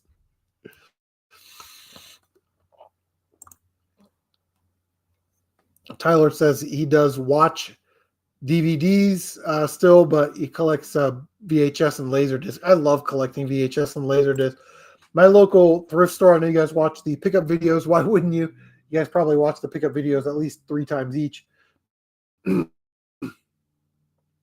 We have a store, a thrift store, and they put out a media cart, and anything on the media cart is free. It's books, movies, VHS tapes, and it's all free. So I just every time I end up grabbing stacks of VHS tapes, and she's like, nobody wants them, nobody buys them, and at the end of the week, if nobody takes them, we throw them in the dumpster. So I tried to give them money. Like one time I took like a dozen movies out of this free bin, and when I bought a couple shirts and a couple items in the store, I said, hey, can you just add like $5 to my bill because I got all these VHS tapes? She's like, nope, because we're just going to throw them away. I'm like, okay. Mr. Matthew says we're keeping just our very favorites, but we've been systematically getting rid of the movies that are just taking up shelf space that we aren't sure we'll want to watch again. Shode says he mostly collects games, but he has a few shelves of movies. Now, do you like just collect movies from your childhood, like movies that you like to watch? Or do you kind of get newer stuff or older stuff? Like, do you kind of look for specific stuff? Like, do you only collect horror? Like, Retro Tiburon's a big horror fan. Tylord's a big horror fan. Mr. Matthews says, I still have TV shows on DVDs like Simpsons, Family Guy, DuckTales, and Darkwing Duck. Those are important to hang on to. Yes, they are. Especially Disney afternoon stuff. Because that's all a part of our childhood. If I ever saw a Darkwing Duck collection out there, I'd probably freak out. I'd probably just shut it down for a weekend. We're not doing garage sales or thrift stores. We're just going to order pizza and watch Darkwing Duck.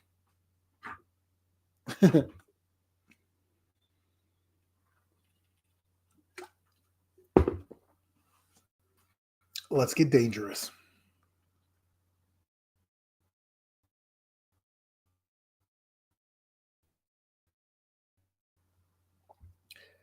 Oh,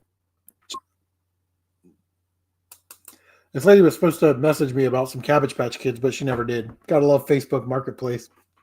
You know what I mean? I just think like there's probably going to be a time when I don't need like Hulu. Because I get Hulu because we have the ESPN Plus. And I'm pretty sure you get that with Amazon Prime.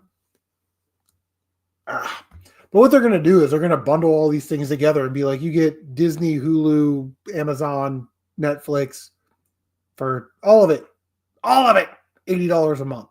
And now we're paying a cable bill again, where we're paying so much money, an exorbitant amount of money, and we're only watching out of 1,000 things. We're only watching like 10 things. So it's like a waste. So I don't know. I just like popping in the movie and watching the movie.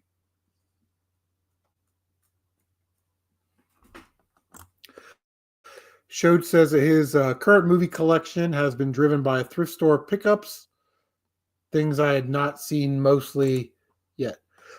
Things that you haven't seen. Well, like what? What have you picked up that was like, what was like a cool movie that you picked up recently? Did I grab at the thrift store? In the free bin at this thrift store, there was a limited, the store, limited, the store, the limited. It was the limited 2 TOO.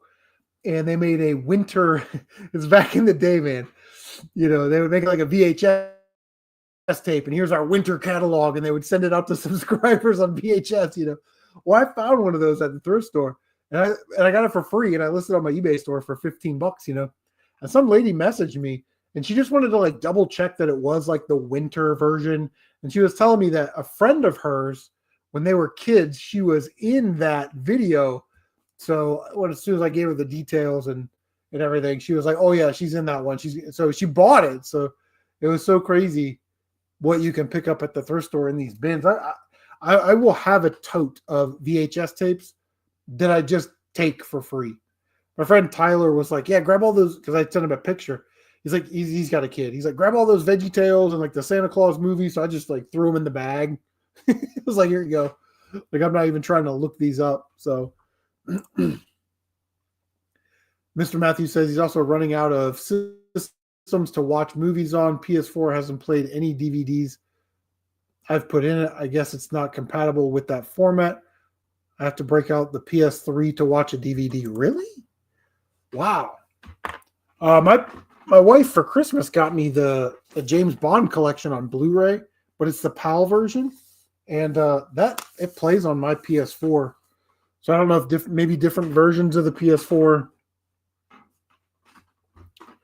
have different abilities, but yeah, I've always watched DVDs on my PS4. That's crazy. Maybe your DVD player is not good on your PS4, so I don't know. I don't know. I don't know. But yeah, yeah, physical media, man, lost art, and I want to spend a lot of time on physical media because I love physical media. You know, you have it, you own it, you can look at it. You know, man. Tylord says the Series X is too weak to play some DVDs. I have never heard that before. Like, is that true? Like, there's an issue with that console. And why is Microsoft raising the price of their consoles? I heard that, but I have not investigated it to find out why.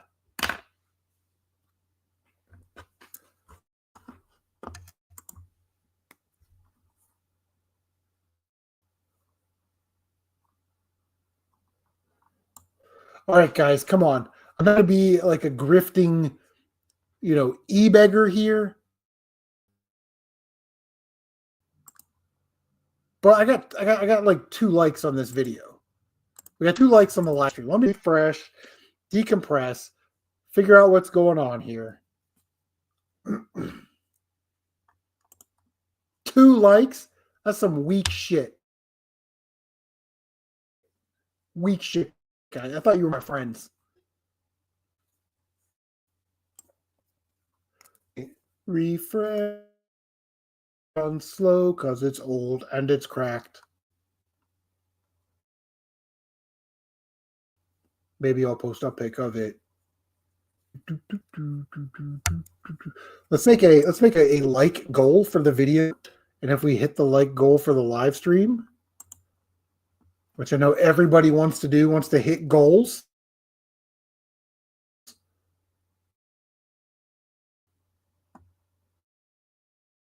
Then I will do my all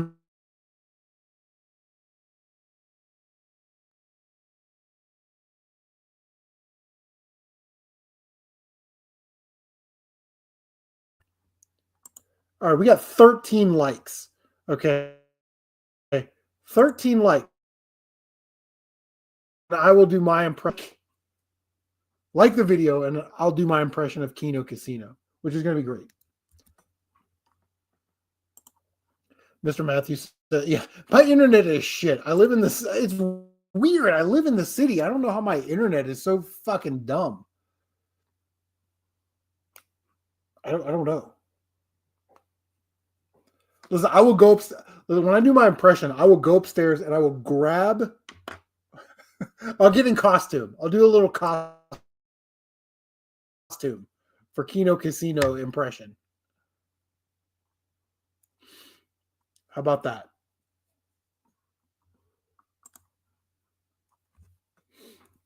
You know I'm going to do it anyway, right? Like we don't really need the likes. I don't want to end up on like some e-beggar.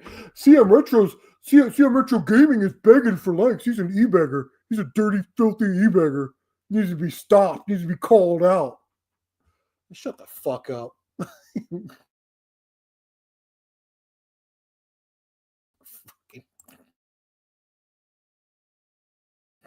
weirdo.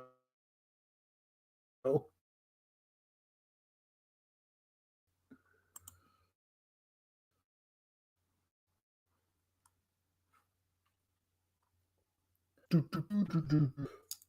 feel like how it says like top goal.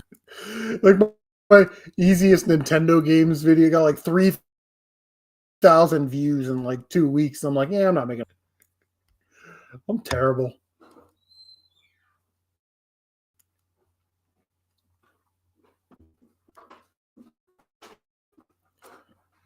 I am a terrible YouTuber. Maybe I should start grifting like DSP.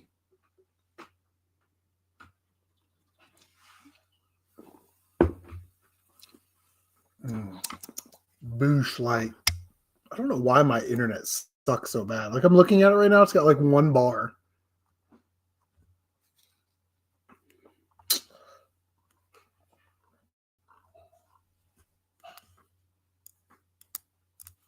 Do you guys know who Kino Casino is? You guys watch Kino Casino?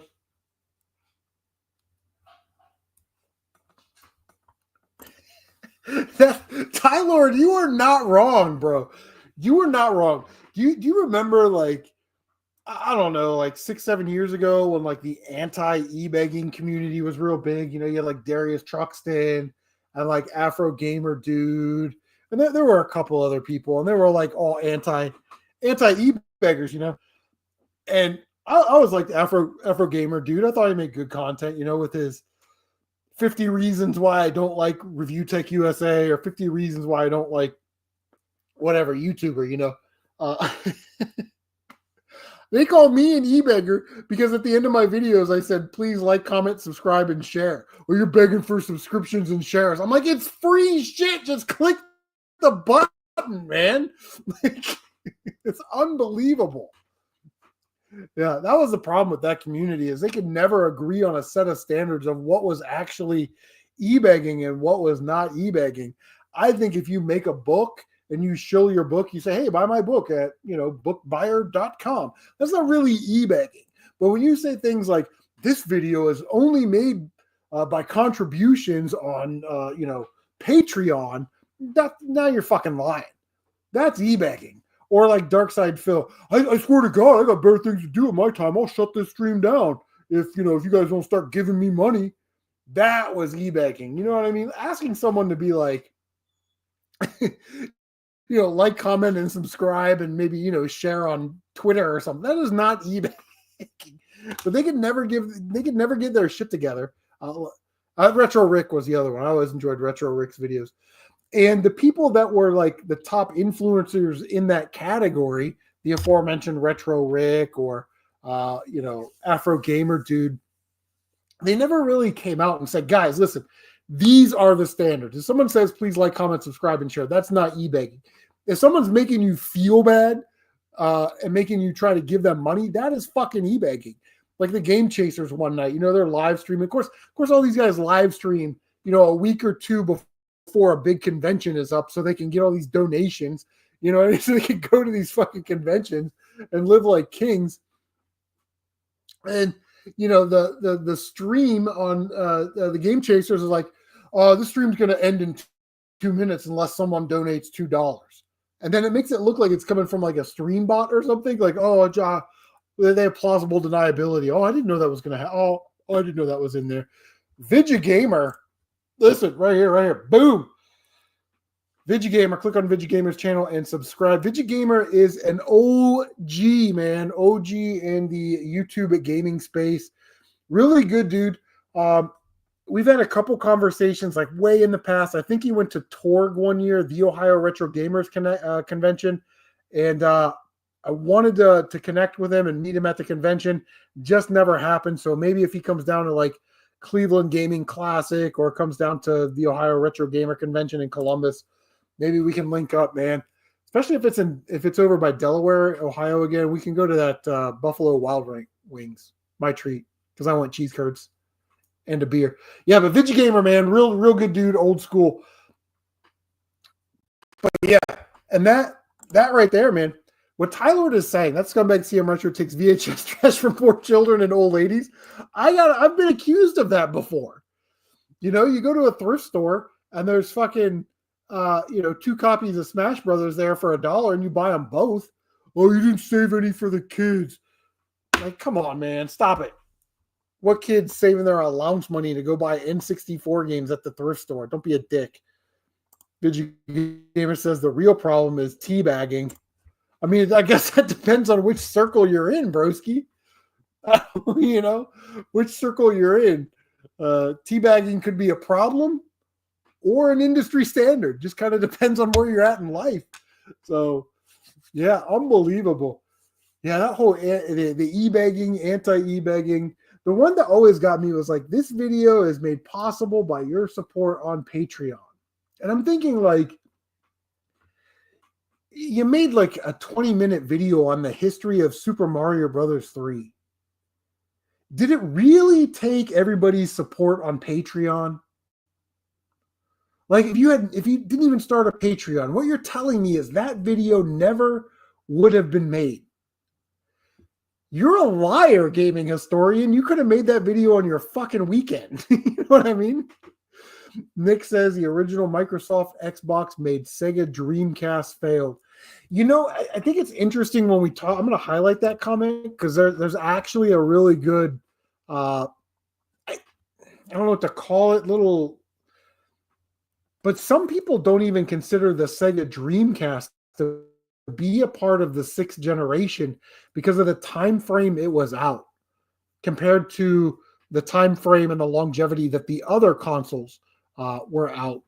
You know, the Dreamcast went out in 99. I think the GameCube was like 99, came out in 99. The PlayStation 2 came out in like 99 or 2000, depending on your region. The Xbox came out in like 99, 2000. So the Dreamcast is sort of a late 5th gen or early 6th gen console, depending on how you look at it. I think the Sega Dreamcast failed. I mean, when you run into a juggernaut like the PlayStation 2, I don't know. I don't know. The Dreamcast is a great console. Don't get me wrong. Maybe it was a little too weird. Maybe people just didn't respond to the controllers. But the Xbox, man, you're getting great graphics, great sound. You could download CDs onto it. Like, it was a very revolutionary console. You know what I mean? So I think the Dreamcast was already out the door. Where do you categorize the Dreamcast? Early 6th or late 5th? I think we just sort of as a collective in the community just say it's a 6th generation console just to make it easier on our brains. Should we say it's like a generation 5.5? I don't know. Mr. Matthews says, yeah, the Dreamcast was weird. I think it was closer to the PS1 generation than the PS2. Yeah, I mean, I would agree, you know. Microsoft won, Sega lost. Yeah, well, listen, the console wars, if we're going to put the Dreamcast in the 6th generation, so we've got 4 consoles there. It's fun to talk about, right? We got 4 different manufacturers making 4 different consoles. They're all really, really good. PlayStation 2 wins, probably the GameCube, then the Xbox, then maybe the Dreamcast. But, man, I don't know. It's tough. It's tough. It's like when people say that 7th gen is retro. I do not agree with that 100%. And I call that shit out on Facebook all the time because I'm a goddamn keyboard warrior. I need a shirt. It's going on my TeePublic store tonight. Keyboard warrior with a little keyboard on it, you know, for symbolism. I just don't think 7th gen will ever be retro. Retro is 3rd gen through 6th gen. Classic gaming is 1st and 2nd gen. Modern gaming, the internet is now a thing. 7th gen onward. Now we can create cute little subtitles, but yeah, I just don't think 7th gen will ever be retro, you know. So there he is, big dog himself, Matty Ice from Oak City Gamers since 1980. Yeah, I mean, everybody has their own sort of.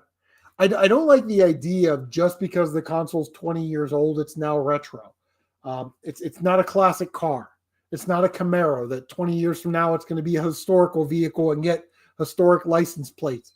To me, it either is or it isn't. And I like to put everything in a bubble. And it just makes my brain work a little easier. So for me, retro is 3rd generation to 6th generation. That's it. That's all it'll ever be. 7th gen is modern. We get 4 or 5 console generations down the road, and we want to pigeonhole 7th, 8th, and 9th generation into maybe classic modern. We can do that. But I will never say that a 7th generation console is retro because it's stupid. Matt says, eventually all physical systems will be considered retro. No, they won't. Never. Not in the land of CM Retro.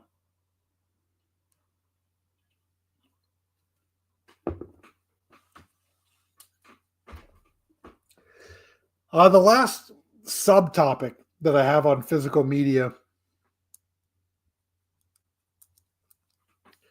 you have to use your hand. It's a baby toy, just like, Back to the Future, is why do you collect physical media? Because I collect physical media because I like to hold it in my hand. I like to look at it. I like to be able to put it in the console or the DVD player, the Blu-ray player, whatever the hell I want to, and watch it. Unlike Netflix or any of these other places where it's like, oh, this is recently leaving. You can't watch Tombstone after Friday the 12th of, whatever. My kids do not give 2 flying shits about physical media. I have a PlayStation 2 collection that's probably about 350, almost 400 games now. My oldest son, who's 26, grew up in the PlayStation 2 era, loves his PlayStation 2. I actually just got him one for Christmas this past year because he needed a new one. I said, hey, out of these 400 games, which of these games do you want when old dad decides to sell or dies or whatever? He literally picked out 6 games. He wants the Crash Bandicoots, the Jak and Daxters, the Sly Coopers, maybe a Tomb Raider or 2, maybe a Siphon Filter. Other than that, he doesn't want any of it. My youngest, or my middle child, my son, he's 20, and my daughter, who will be 18 this year. Can you believe my daughter will be fucking 18 this year? It's insane. Switch, PS4, that kind of thing. How many of these games do you want? I don't know. I'll take that one and that one and that one. They want 4 games each. You know what I mean? You guys don't want Star Wars Pinball on Switch? No. You guys want Gravity Rush? It's a good game. It's really cool, highly collectible. I don't care. How about my Fortnite with the disc? It's pretty rare. Why? We can just download it for free. They do not give a shit about physical media, but I love it. Matt says he collects for the library. I have issues with reading, so interactive entertainment has been his main thing. 2,100 physicals, man. That's crazy. Nick, you're going to be 42 next year? Oh, my God. I'm going to be 47 this year.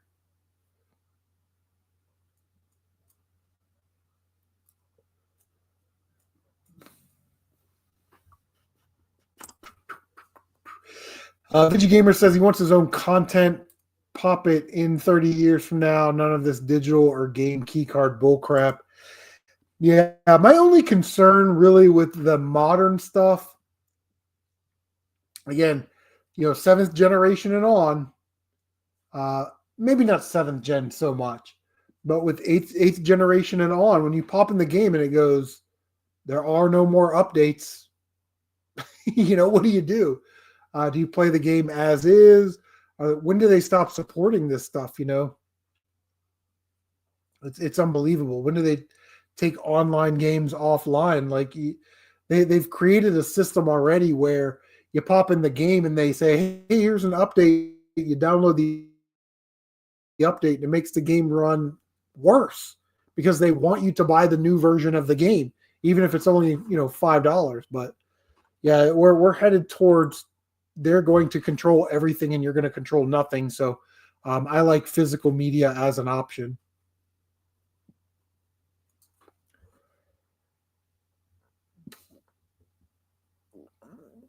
Matt says he likes the cartridge thing, the portable thing. That's a home console now. I mean, the Switch? The Switch is good. I am not, listen, I am not in on the PlayStation 5. Doesn't really have a lot of good games that I want to buy. There's nothing on the PlayStation 5 that makes me want to buy it. I'd love to play college football, the new college football game, and the new Spider-Man game, probably the new Last of Us game. But I'm not going to buy a new Switch. Switch has proven. Now, there are some great games on the Switch. I would say, actually, you know what? I think Dylan asked the question. We'll get to it at the end of the Q&As. What's my favorite game on every console that I own? I'm going to leave out Atari. Oh, Vigigamer says the Evercade. Maybe that's what Matt's talking about. But I just think that there's something to like owning it physically. And that's something that's like our generation. Like we like to physically hold on to it. And look, how many times you go to the game store, you go, oh, you're looking through the library of games, you're like, oh, and you look, you hold it, you look at it, and you put it back. You know what I mean? Oh yeah, so the Evercade's what you're talking about. MT Shark is the dude for Evercade, man. He's like an Evercade guy. But yeah, they're going to control everything. And these new consoles, the Switch. I love the Switch. I have a Switch, and I love it, and I enjoy every game that I've ever played on it. But the problem with the Switch is, I think they tried too much with the gimmicks, like the Labo. And then there was a thing where you could do like Mario Kart and set it up and drive it around your house. While I appreciate Nintendo's innovation, it's one of the things that makes them great. I also think that they're too quick to abandon things. Like, where's our new F-Zero game? Where's our like brand new Star Fox game? Metroid Dread on the Switch is one of the greatest video games of all time. And it's like, just give me more of that. Just give me that. I don't need the goddamn gimmicks where I'm touching the touchpad and swiping on the thing. Man, it breaks my heart because Nintendo is like the champion of champions when it comes to the gaming industry. But I feel like they are going to go through death by 1,000 cuts. The console's getting too expensive. The games are too expensive. And when you start re-releasing games that were on the previous console, i.e., Wii U games on the Switch games on the Switch 2, you are diluting your own library of games. Why would anybody buy those games? Because you can get it the next time around. And hopefully the console's cheaper. And they're all going to move to digital anyway. So why invest in any of those games physically when you can just download them when they're just digital? I mean, Donkey Kong Tropical Freeze is one of the greatest games of all time, and it was on the Wii U.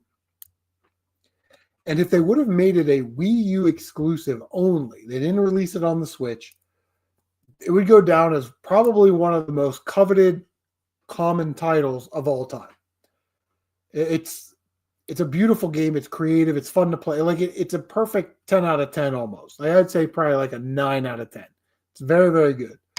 But when you put it on the Switch 2, or when you put it on the Switch, you're diluting that. And it's all because Nintendo, and they've had this grudge since the 80s.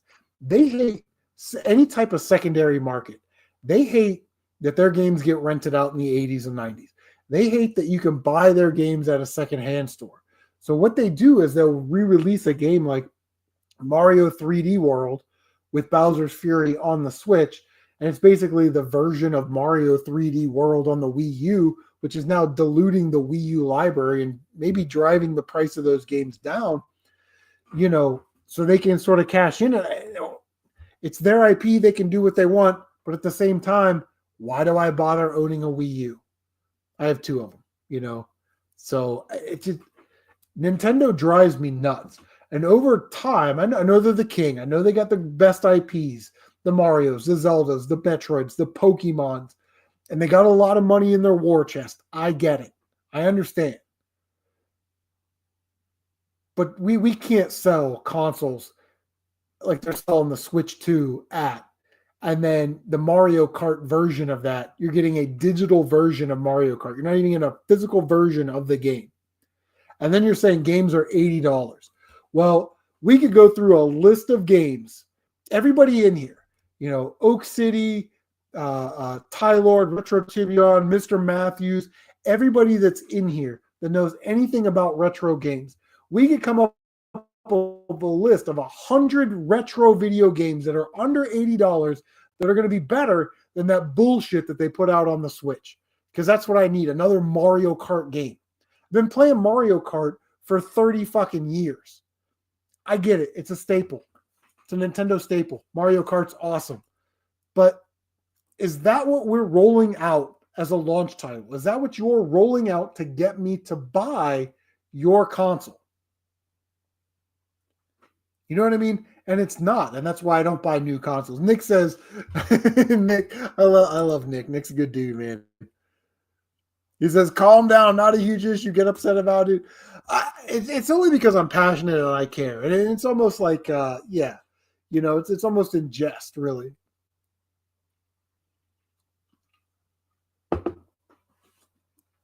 Because you're only passionate because you care, which is great. I swear to God, if you guys didn't, if I don't have, I'm going to refresh. And if I don't have 15 likes on this video, I am shutting it down. Oh, we got 16 likes. Look at that. All right, cool. You guys are the best. We have 16 likes. We're going to do our Kino Casino impersonations coming up next. And I will go get some gear and I will do an impression of Kino Casino in somewhat character. So, yeah, I mean, it's like Mario Kart Burnout. I don't know if it's that. It's just, I mean, I love Mario Kart. Everybody loves Mario Kart. Staple. Again, Nintendo staple. One of those great IPs. But give me something new. What is my incentive to buy your console and then spend the money to have a pack-in game that's digital only? So Nintendo is going to learn the hard way. Like, I think the Switch pre-sales are going to be great. But really, do we call it the Switch 1 now? Do we just call it the Switch? Why? Nintendo's going into Microsoft territory. It's the Xbox One. It's the Xbox One S. The Xbox One X. There's one Xbox One Pro. It's the Xbox One. Like, just give it a different name. So we can. Are we supposed to call the Switch 1 or just the Switch? Are we calling the Nintendo Switch 2 the Switch 2? Obviously, but what do we call the first one now? like when you say Xbox, people are like, what do you mean, the 360 or the? No, I mean like the Xbox, the original. So we got to say OG Xbox. It's dumb. Don't go down this path, Nintendo. They're going down a dark path. I'm telling you. Nintendo keeps this up. They may not be around in 15 years. I know, right? Ooh. Trigger warning. Okay. Let's take, what time is it? It's almost 10:20. We're gonna take like a 5-minute break or so. I'm gonna go grab my stuff so I can do my Kino Casino impression, and then I'll do my Kino Casino compression. And Joe Boo needs a refill, so I will be right after these messages. I'll be right back.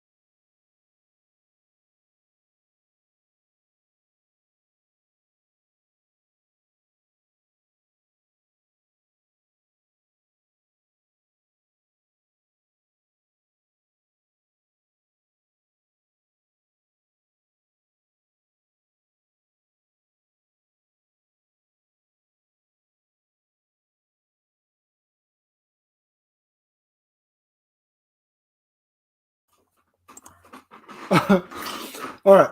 So before everybody knows who Kino Casino is, right? Like everybody's heard of Kino Casino. I just want to make. I'm gonna do an impression, and then it's like nobody knows who the hell I'm talking about. But I enjoy Kino Casino, man. They're awesome. Oak City, Matty P says Xbox was the first, and then the brand, and next console 360, then the Xbox One. Yeah, I think people got confused when it was like Xbox One, and then the Xbox One S, then the Xbox One X. It's like, just name it the Xbox Raven butthole or something. Like, now the XS or whatever, the new series. Yeah, it's yikes.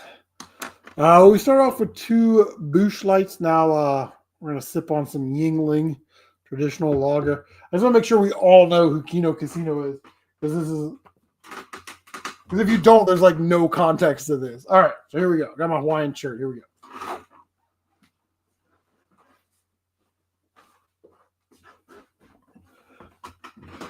All right, I'm Ashton with my shirt, my Hawaiian shirt from Kino Casino, and he's like, "Whoa, buddy! Can you believe DSP just said that? He said he wanted to, do blah blah blah blah blah. Whoa, buddy! He just got felted. What a dent! He's dented. Unbelievable!" And then here's Andy.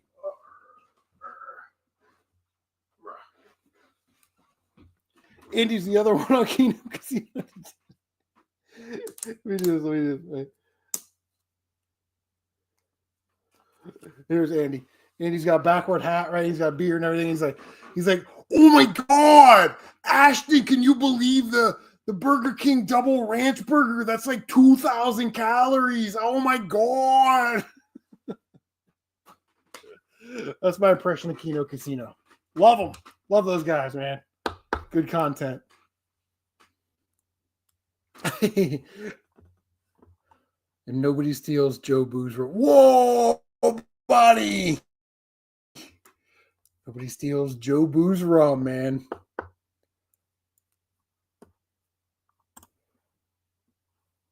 Phil Twerpin's back, the mayor of YouTube Town, back in the house. What's up, man?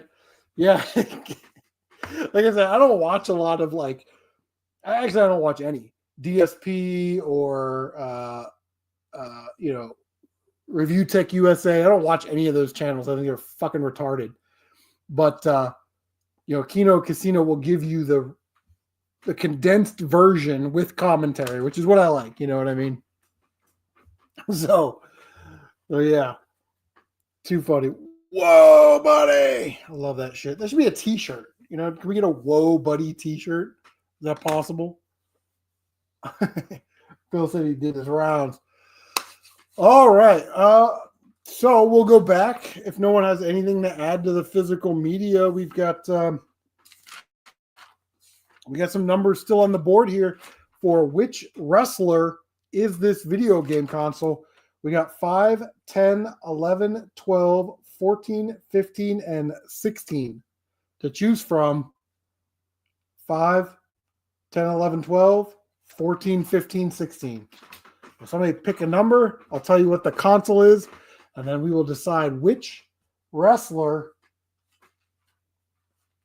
goes with that console. There we go. Okay, here we go. Nick says number 15. Number 15 is the Nintendo Switch. Which wrestler most embodies the Nintendo Switch? Broke my pen. To you, who do you think is most like the Nintendo Switch? He's in the box office. I don't know. I've never heard of that wrestler. Is he on the independent circuit?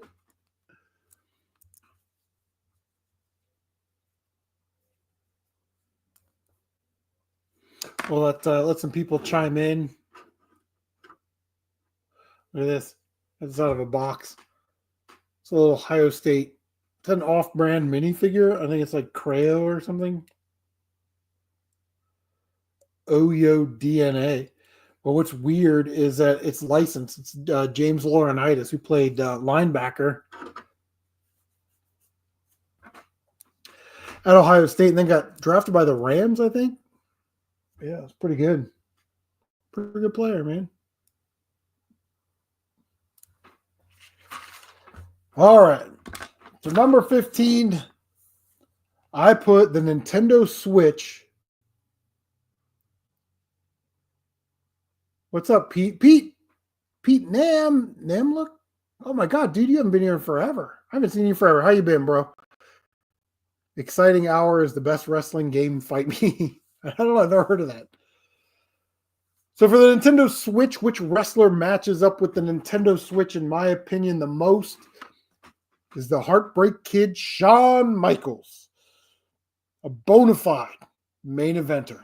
That is the Nintendo Switch, baby. Bona fide main eventer. Longevity that is going to last throughout the decades. That is the Nintendo Switch. Great personality and appeal. A model of consistent excellence. Covers all eras of the business, just like Shawn Michaels, 80s, 90s, 2000s. And listen to what I'm going to do here. Listen to the words. The Nintendo Switch is a link to the past, the present, and the future of gaming. Just like Shawn Michaels is a link to the past of the old stars, the stars from the 90s, and a link to the stars moving forward. So, you guys agree with that? Disagree with that? Do you have some other wrestlers in mind? Let me know in the comment section down below. It's never a bad day when we're talking about video games and wrestling. All right. Maddie P said number 12. All right.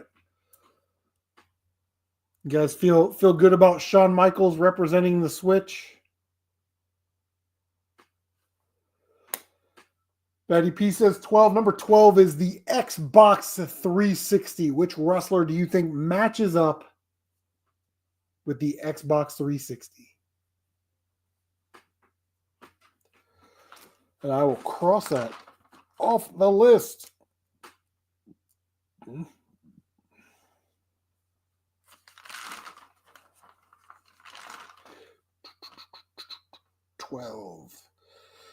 Ooh, we got 1, 2, 3. We only got 5 left. So which wrestler do you think matches up with the Xbox 360? Pete says, Stone Cold Steve Austin. What? Have me a Steve Weiser. What? Steve Austin was the PlayStation 1. We already he was number 3. Influential, new and fresh at the time. Pivotal role in the video game history, a catalyst for advancing the business. That explains the PS1 and Stone Cold Steve Austin perfectly. Oak City says Mankind. Well, I put Mick Foley on the list. He was not the Xbox 360. He was actually the Sega Saturn. Of course, it was I put in here early work, NJP, ECW, and WCW. Overall, people like him, but only the hardcore. See what I did there?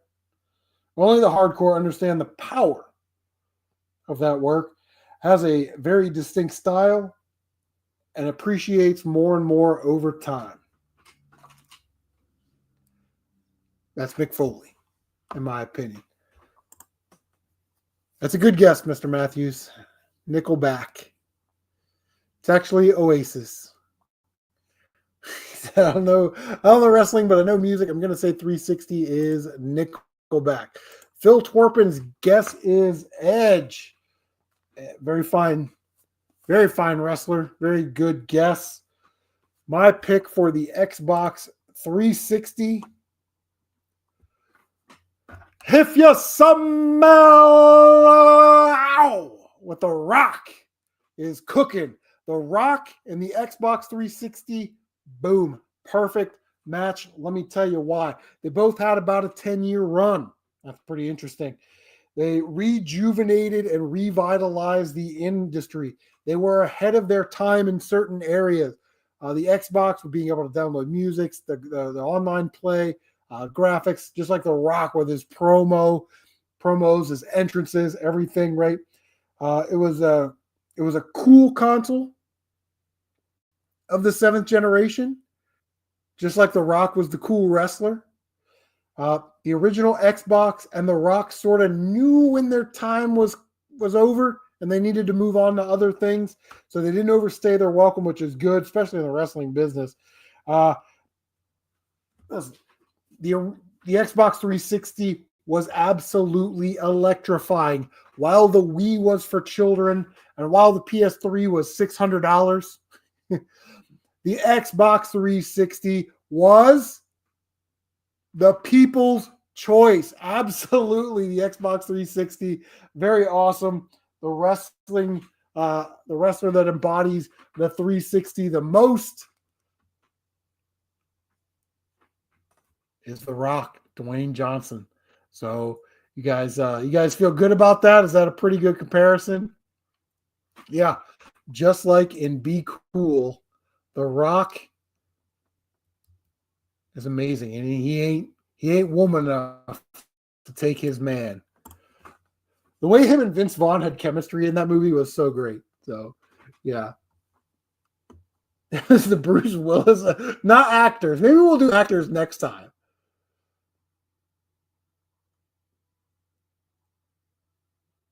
Let me scroll through. I hope everybody's having fun. Let me cross off. Okay, so we only have 5, 10, 11, 14, and 16 left. Isn't that crazy? We only have 5 left out of 19. So somebody pick a number. 5, 10, 11, 14, or 16. How about that?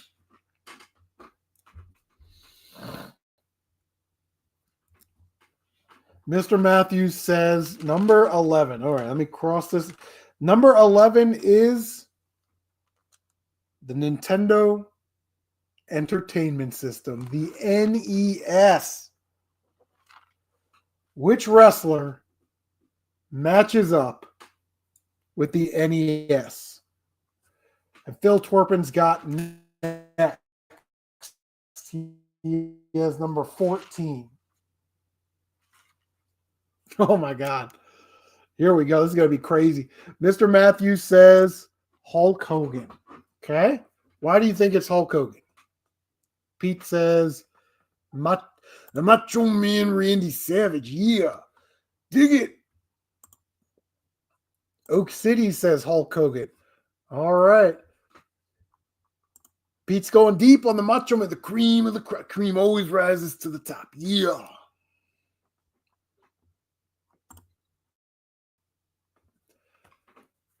Phil Twerpin says Andre. Oak City. Oh wait, is Oak City changing his mind? Is it Hulk Hogan? Is it Andre the Giant? Both are on the list, so both are possibilities for the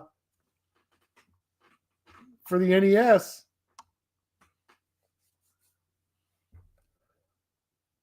Oak City. Randy Savage sounds more Sega. Mr. Matthew. Oh, here we go. This is where it gets fun right here, boys and girls. Mr. Matthew says Hulk Hogan is iconic. He is wrestling. NES is 80s and early 90s of video games. Oak City's going Andre the Giant. All right, are we ready?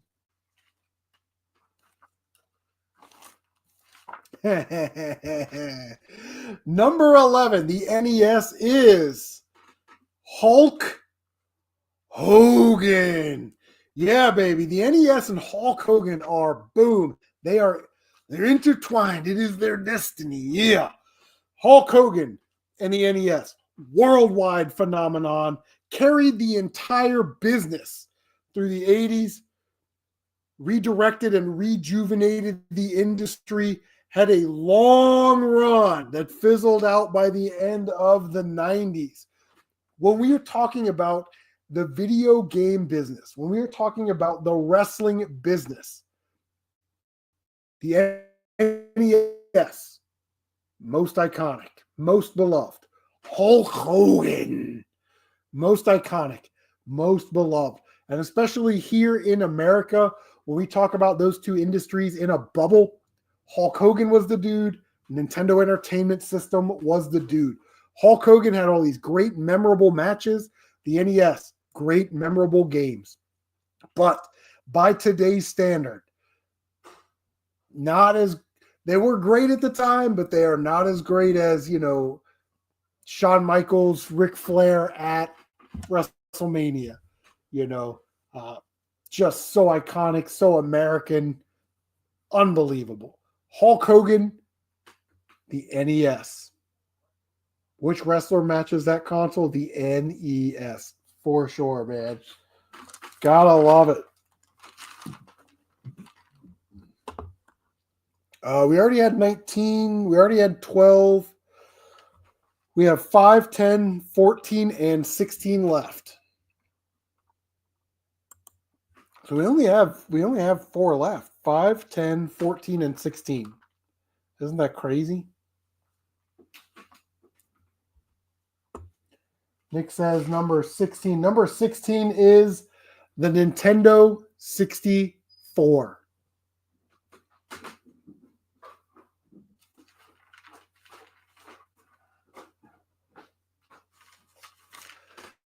Nintendo 64. You guys know I love me some Nintendo 64.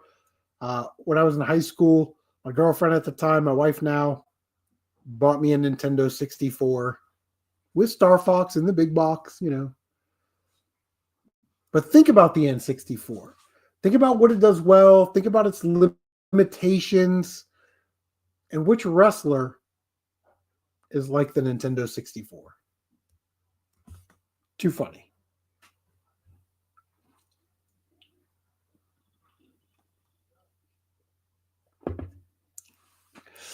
Yeah, Mr. Matthews, I don't know who that is. Andrew WK. Pete says trash tier console. Oak City says Sting. Phil says Kane. Nick says Shawn Michaels. Shawn Michaels was the Switch. The Stinger. Some good guesses in there. So for the Nintendo 64, I got kind of like a little specific. For me, I think that the N64 is like 90s era singles competitor Scott Steiner, Big Papa Pump. Big Papa Pump. Fast to rise, fast to fall, beefy, but limited. Limited library of games, Scott Steiner, limited in the ring, The N64 is an absolute tank of a console, just like Scott Steiner was a tank in the wrestling ring, but it's clunky and it's awkward. It's just fine. It's okay. Nothing crazy. It's fun to go back to and experience from time to time. You pull your N64 out and a couple controllers to play GoldenEye when your buddies come over. You know what I mean? So to me, the N64, it's all right, not great. It's kind of like Scott Steiner, a little tanky, little clunky, very limited. Doesn't really do anything really well. It does a couple things. Like you think of all of the great N64 games, the Mario Kart, Mario 64, GoldenEye, Conker's Bad Fur Day. Liken those to some of the moves that Scott Steiner does. Really good belly-to-belly suplex. Really good overhead suplex. Decent Frankensteiner. But after that, kind of limited. You know what I mean? So number 16, the N64 is Scott Steiner. We got 5, 10, and 14 left. 5, 10, and 14. We only have 3 left. Unbelievable. Chris Benoit.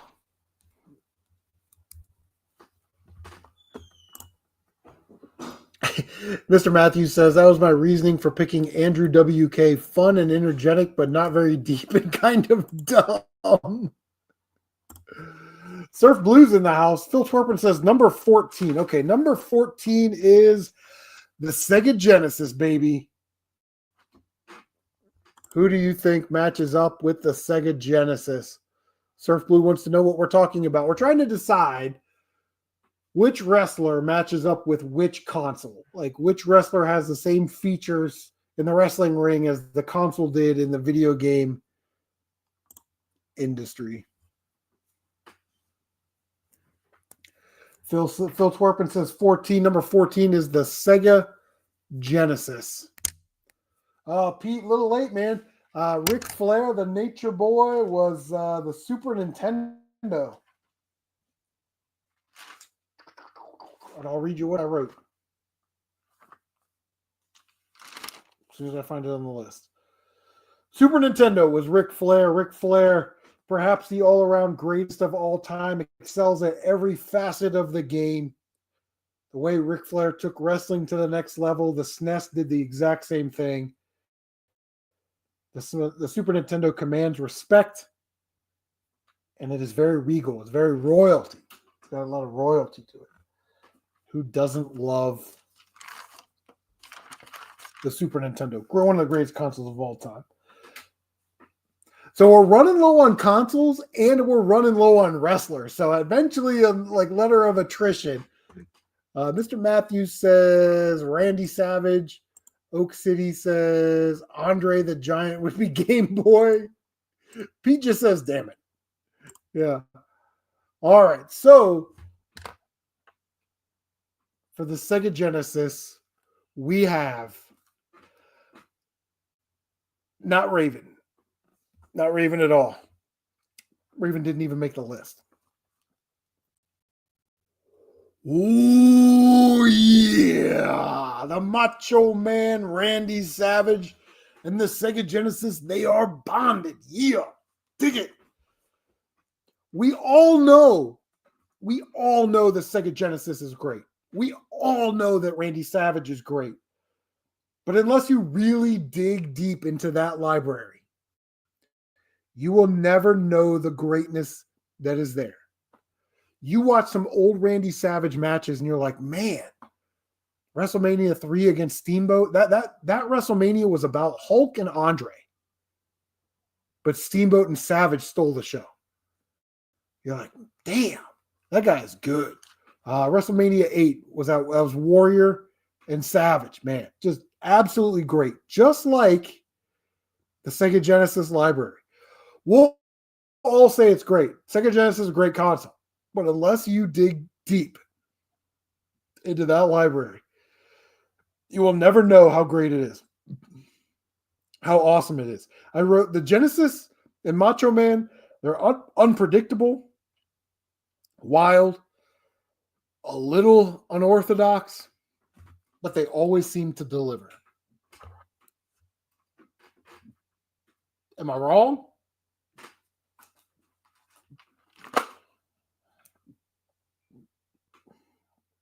Sega Genesis. Ooh. Number 14. Number 14.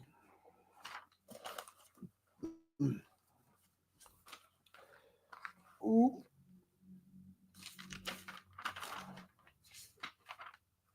So all we have left is 5 and 10. Which is like right here. So now I don't have to keep flipping pages. Cool. That's fair, Matt. That is fair. Some people would say that the Genesis is the greatest console of all time.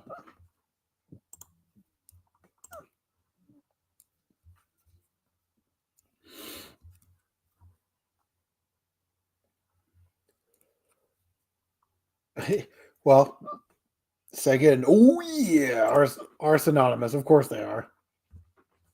Should have been their tagline. It should have been like Sega does what Nintendo don't. Should have just been Sega. Oh yeah. What are you gonna do?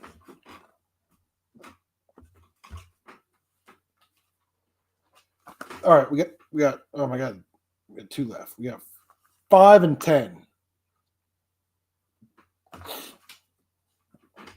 Top 3 Genesis games, go. Okay. Who's there?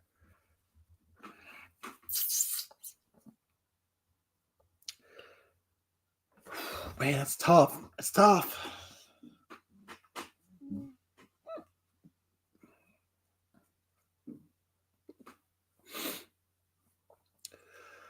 I'm gonna say number one's Beyond Oasis. Number two is probably Lightning Force, aka Thunder Force 4. Number three. Man, I like Batman Mystic Defender. Sonic's great.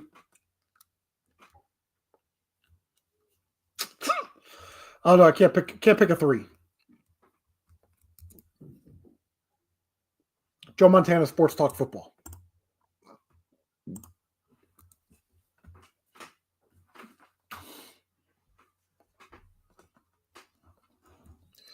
This will be a good one. Phil says number five. Number five is the Wii U. Which wrestler do I think matches up with the Wii U? I've never played Outrun on the Genesis.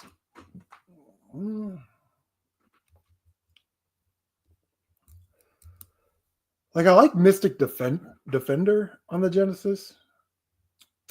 Oh no, let me look at my list. What did I play this year?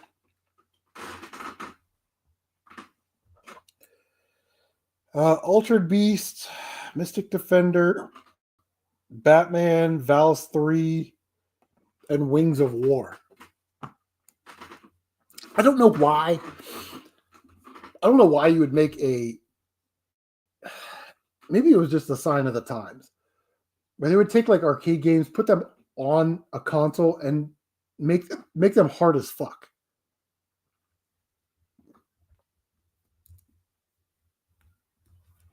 I mean,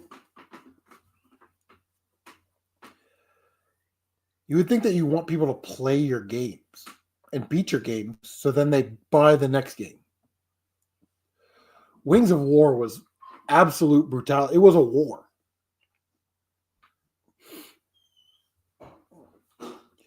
So get a couple guesses. Rey Mysterio.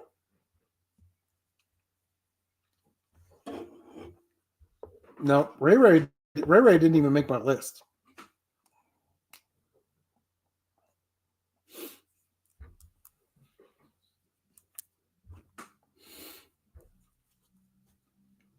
Nick says Green Dog, Pizza Strider. I think I have Strider on NES. I need to play that.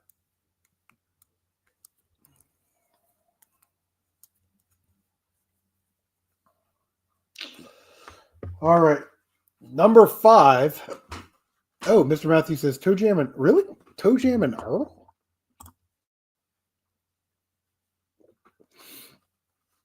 Sonic 2 and Outrun.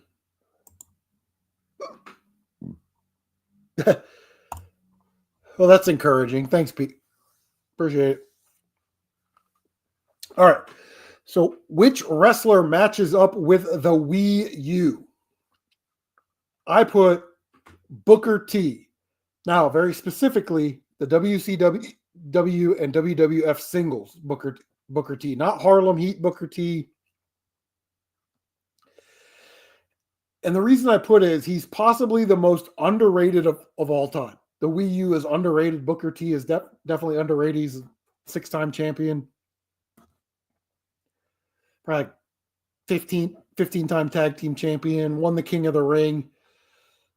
Just underrated. When we talk about the greatest of all time, we all often leave off Booker T. He's flashy, fun to watch. He's engaging, which is the Wii U. Wii U is very flashy. Had the tablet, fun to watch, fun to play, engaging with the tablet and everything. As I start to hiccup, but I just feel Booker T and the Wii U both underrated, 100%.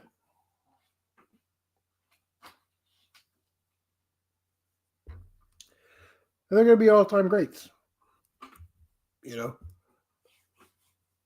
me 1 second.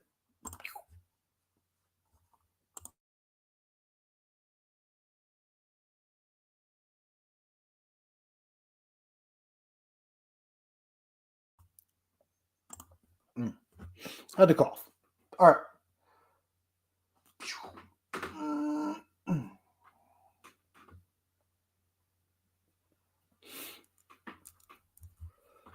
So the last console is the Sega Master System. Which wrestler, if you've been paying attention, you know he's on the list, and there's only one console left, so you know it's got to be him.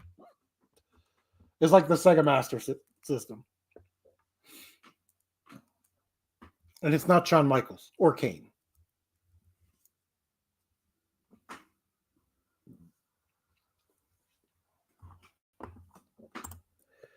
Man, Mr. Matthews said Andre the Giant, the Wii U, big and bulky and died too soon. That is cold-blooded, man.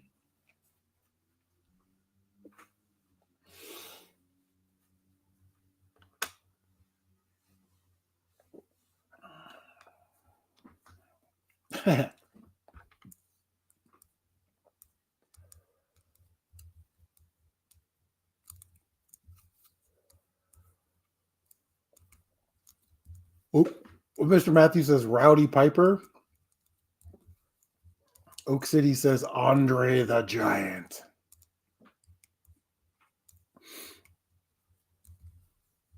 Surf Blue said he tries, which is good. Thanks for trying. Appreciate it. Appreciate your effort.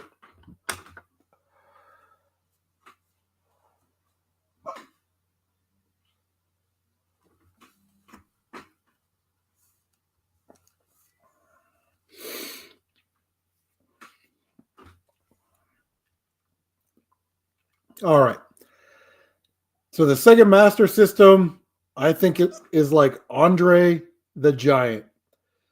Fun to watch in small increments, very limited, only really great in the 1980s, and got left behind as soon as the industry got better. He was a marvel, and then Hulk Hogan happened, and then he got left in the dust. You know, I mean, he was nothing after WrestleMania 3.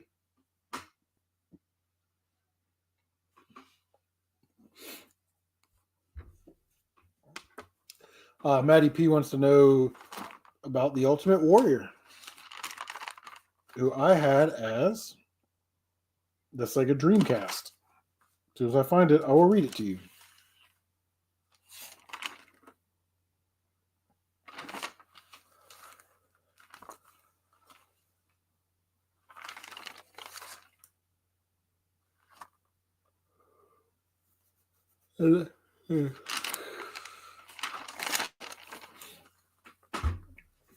I had Ultimate Warrior as the Dreamcast. Came on fast, faded just as fast, had some great moments in the sun, but couldn't keep it together.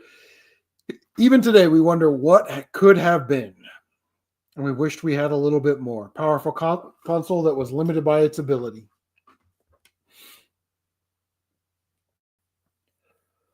Yeah, I didn't put Sting on the list.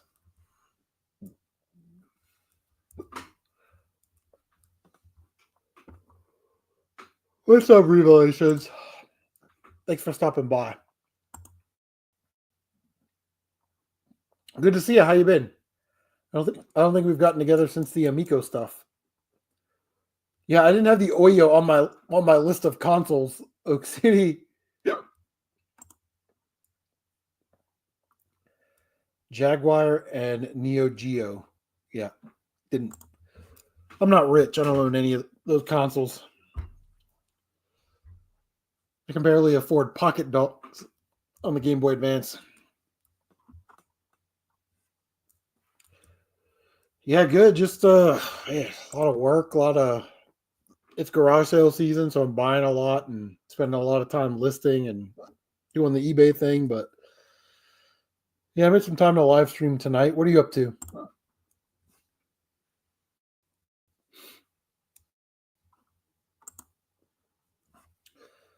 Yeah, I think the Amico was like Amico Home, and then Home something. They finally like just changed the name. They just almost like erased it from history by naming it. You know.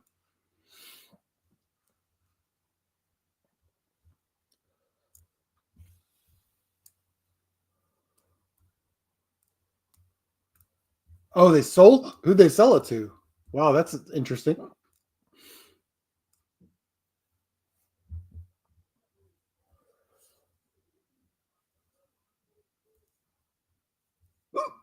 Hiccup.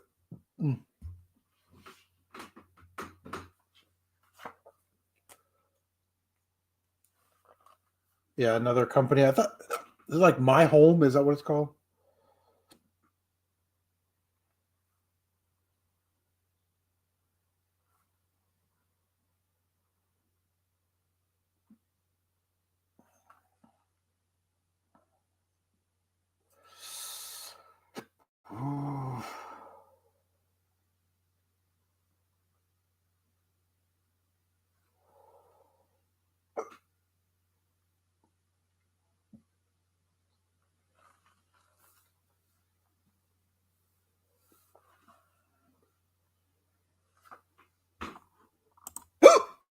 Oh, hiccup.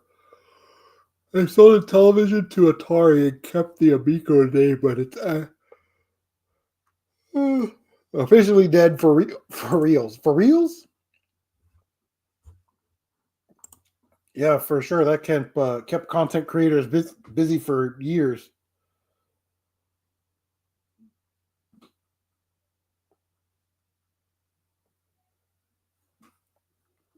All right.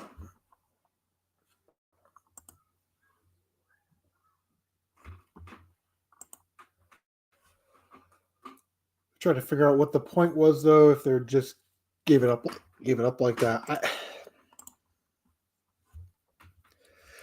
kind of wonder what Tommy and that team bought Amico for, and then what they sold it for. And if this was like a Dutch tulip scheme where they inflated the price of the tulips and then sold it off, just to turn a profit, knowing damn well that the market wasn't right for it.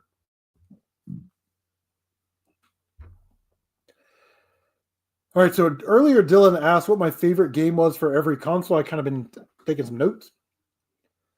NES Mega Man 2, Super Nintendo Mega Man X, N64 Mario Kart, skip the Wii and the Wii U, Switch, Metroid Dread, Genesis, Beyond Oasis, Dreamcast, Gunbird 2, PlayStation 1, Einhander, PlayStation 2, Siphon Filter, Dark Mirror, and that's all I got to.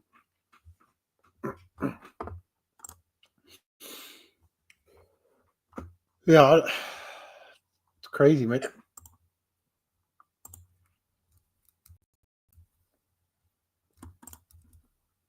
No current gen games. Well, I don't own a PS5 or an Xbox One S. I'm not super rich. Don't own a Switch 2 either. I just got a Switch a couple years ago. So, all right, we have reached the end of all of our topics. So this is the Q&A portion of the stream where we end the night. You guys have any questions?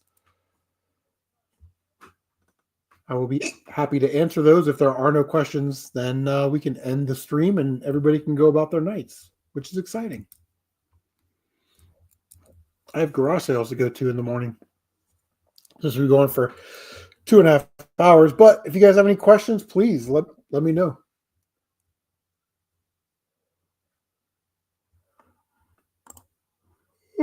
That says we likes Lego City Undercover and Rayman Legends. Yes, I did open your package. It's over there. Thank you for the games and the Blu-ray.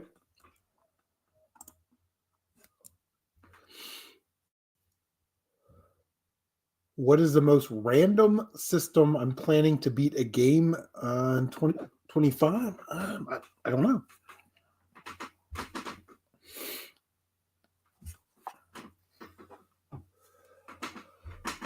I don't know. I never play my Wii U, so I might break out the Wii U and play. I have Gianna Sisters, so I kind of been looking forward to play that. But really, after I beat Grabbed by the Ghoulies on the rare replay, I'm going to play Ocarina of Time, and then I guess we'll see what we have time for throughout the rest of the year. Because when football season starts, it's all about football season.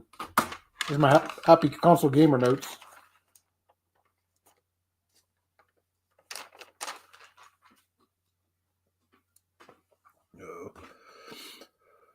What random system are you planning to beat a game on in 2025, Mr. Matthews? See how I turn that around? Boom.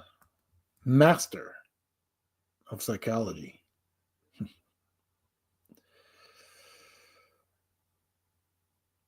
My favorite video game live action movie. This might be like a generational thing, but I love the first Mortal Kombat. I remember going to the movie theater in Gahanna, Ohio, and we play the video game and then go watch the movie. Man, it was great, and it was like back at the time, in the context of time, Mortal Kombat was a great video game adaptation. Oak City says, true lies. Nick says, what's your favorite in television game? Astro Smash. Aha, I wasn't prepared to have the script flipped. That is a CM or retro gaming staple. I will flip it. Smack it up, flip it, rub it down. I feel like you're going to say Mortal Kombat. Well, live action back then, we didn't really have a lot to work with. We had the Mario movie. We had Double Dragon. Let's not talk about Double Dragon. And we had some Mortal Kombat, which was great, man. There he is. What's happening, YouTube?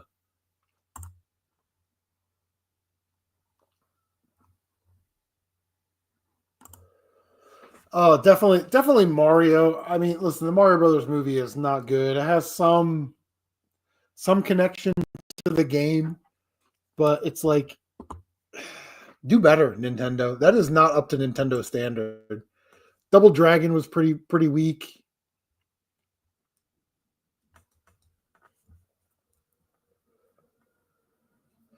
Well, back in the day, gamer, you didn't miss anything. We played a little game, what console matches which wrestler. That was fun. We talked about physical media. What else did we talk about? Where's my agenda? Because I got to write it down because I'm old. Happy console gamer, games I've been playing. I did an impression of Kino Casino, both Ash and Andy. It was pretty good. It's pretty good. Whoa, buddy. You know what I'm saying? Oh. Back in the day, gamer just got Kickmaster out of his video games monthly, and that was a game. Like, I started to play Kickmaster, and again, just is exactly like you said in that video. Probably played it for 5 minutes, was like, this game sucks, and then put it down. I did exactly what you said like 7 years ago.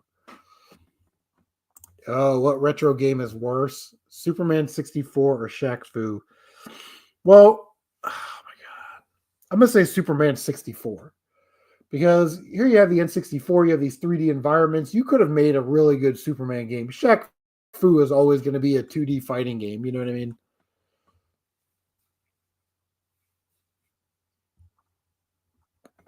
Yeah, I'm definitely going to have to say Superman 64 just because of what it should have been, you know?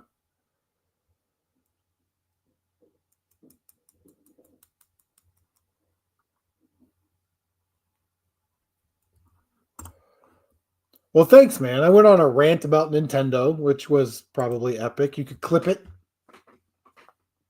at the 2 hour mark, you know. Yeah, I don't know, man. The future of gaming and holding on to physical media, and going to garage sales and buying physical media, whether it's DVDs or Blu-ray, I think is important. You know what? I don't like Clay Fighters at all, Oak City. So I'm gonna say Clay Fighters for sure. That's like, what's worse, Clay Fighters or Balls with a Z? both dumb, shitty fucking games. So yeah, that's crazy. Crazy. We live in crazy town. That's where we live. Yeah, I I really don't stay up on the drama on YouTube anymore. Like, I don't watch a lot of I don't watch a lot of Smash JT. I don't watch like Tony. I don't just it's crazy, man.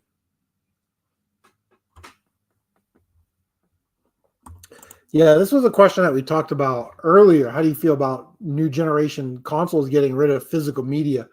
I don't like it because once you give up that ability to put anything in your console or your DVD player, once they're in control of it online and they can control it with updates or lack of updates, they can really control what you buy. So I don't like it at all. And it's my generation. My kids don't care about physical media. So the long game is strong. They're waiting for all of us, Gen Xers and older to die out. So no one cares about physical media and they can sell downloads.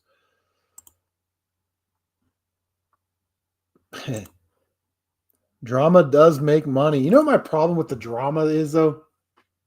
Is like I think it's weird that people are making their YouTube bones off the backs of other YouTubers. Like I would feel weird getting on here talking every day about Retro Bro or Smash JT or you or Review Tech and just I don't know. Like I think it shows a lack of being able to sort of do it on your own, to make your own YouTube bones. And there's YouTubers out there. I'm not going to call them out right now, but they started off as one channel, a wrestling channel or a movie channel, whatever it is. They couldn't make it, and then they started digging on other YouTubers, and now they've got thousands of subscribers, and they think that they built that. No, that audience was already there. And because they're angry, mad at the world, clingy people, they've clung on to your channel. So it's not like you didn't break the mold.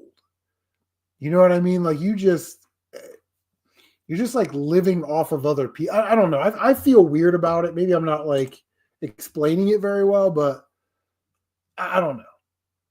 As a drama YouTuber, I get what you're saying about the reality is drama is easy and never. Yeah, that's the thing. I mean, you could literally do drama every single day, and you could make a Review Tech USA video every day. You can make a DSP video every day. You can make a quartering video every day. I mean, you could literally make these videos. But I think like if you're in the game, and I don't think drama belongs in the gaming space either. I think it should be its own separate thing. But when you're gaming space should be reserved for people that play games, people that collect games, people that like follow gaming stuff, the news and everything. So I don't know. I wish we would have started gatekeeping on that like maybe 10 or 15 years ago and just ostracizing and making fun of all of the drama people to get them out. And it wouldn't have been that hard when it was a small group, just like the anti-e-begging community was a small group and they sort of got ostracized and they moved along. But it's just, I don't know. I know what you're saying. It's just not really for me. And especially like you're saying in your previous comment, you could like fabricate drama. Like it would be easy for me to say like, I heard, or I think. Yeah, politics and gaming is definitely a problem. When it comes to sort of these woke ideologies and agendas in games, I think it needs to be called out or ultra conservative. You know what I mean? Like either side. But it just seems like the woke wants to infiltrate gaming, and this isn't really the place that's going to do that. You're not going to come in here and say, we're going to make you like a black female lesbian character. It's not going to happen. It's not because gamers don't like female characters or black characters or gay characters. It's when you try and force feed it to us, we are going to not like it. When it comes to like female characters, right? We like Laura Croft. We like Samus Aran. Ellie from The Last of Us, she's gay. Black characters, we don't really care about black. Kratos is a black character. You know what I mean? We want great gameplay, great graphics, and a really good story. And when you try and wedge political ideology, whether it's from the left or the right, into the gaming, it's not going to work because we are overwhelmingly dominated by males across the world. There are very few women gamers when compared to all of the male gamers, so that's really not gonna fly.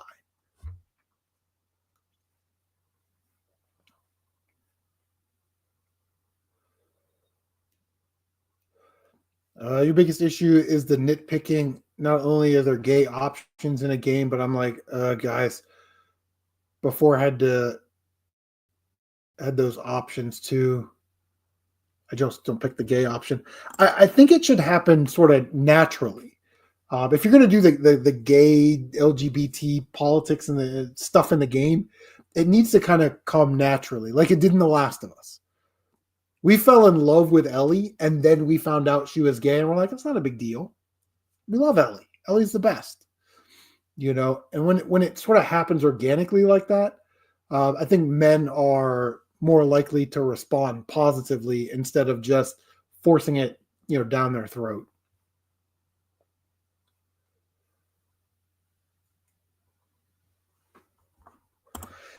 Yeah, I mean, Matt's sort of spot on here. Like films, you don't watch movies that don't really interest you, and they can make like the darkest shit or wokest shit. The issue is, are you gonna watch it or not? You know what I mean?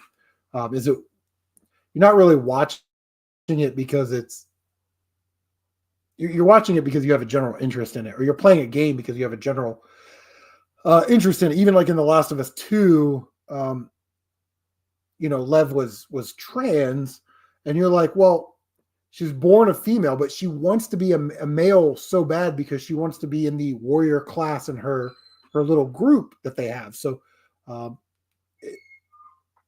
you know what I mean? Like it's sort of different that way.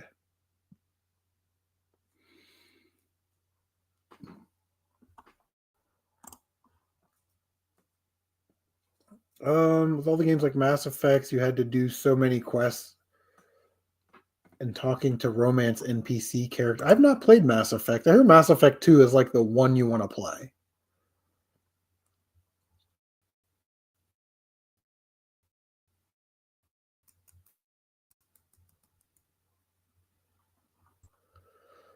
I, you hear this a lot in society. This, I don't feel represented. I, in gaming, I don't really think it matters that much. Again, it's gameplay, uh, graphics, story. Those are the things that matter most, not what the character is or isn't. You know what I mean? Like, I just don't.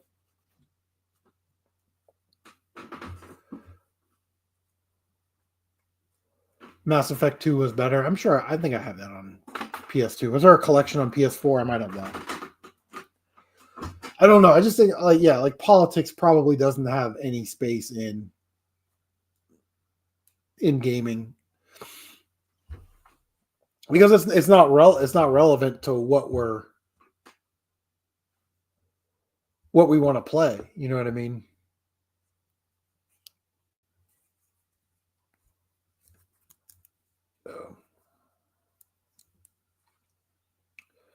Well, that's an interesting question. So, boom. Do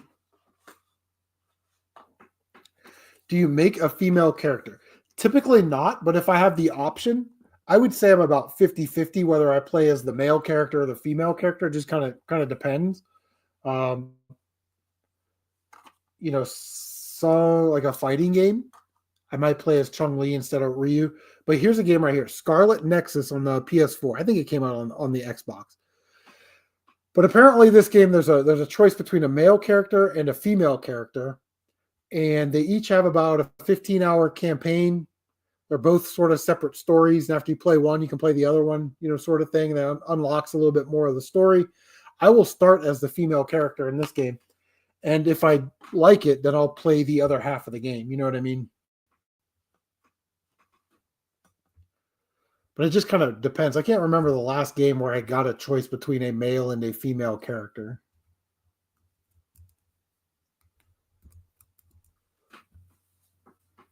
But I would definitely play like a new Metroid game, like a 2D Metroid game or a new Tomb Raider game. Like I would rather play Tomb Raider over Uncharted.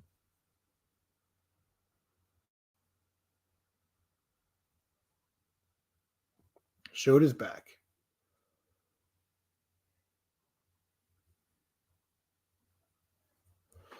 That's sexist right there. Always figured men made their characters female because it was better for you all. It's that video game trope where the male character may be slower but is more powerful, and the female character is a little bit faster, and she may not have deal as much damage. So I think maybe sometimes that goes into your selection.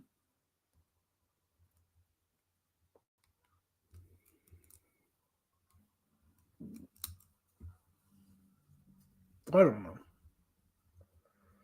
But there are sometimes where the female characters, like the protagonist, like you can't choose, like Metroid or Nier Automata, Tomb Raider. So,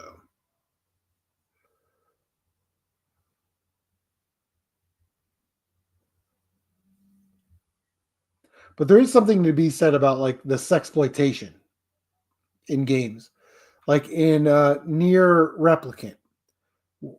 Nier Replicant, yeah, when you play as the female character in Nier Replicant, you get a trophy for looking up her skirt. That should not be a thing.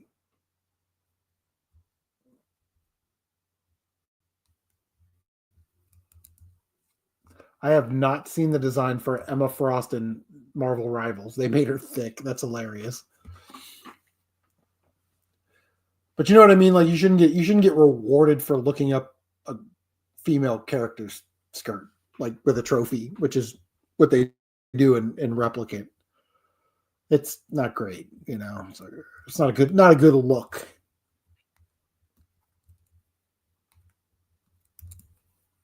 Because she's a tank character, they made her thick.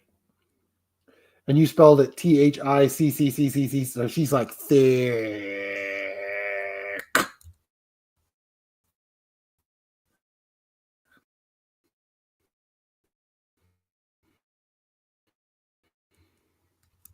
You find out, and you're playing sort of a serious game that has a serious story where your choices have consequences. You want to put it in Dead or Alive, beach volleyball, fine.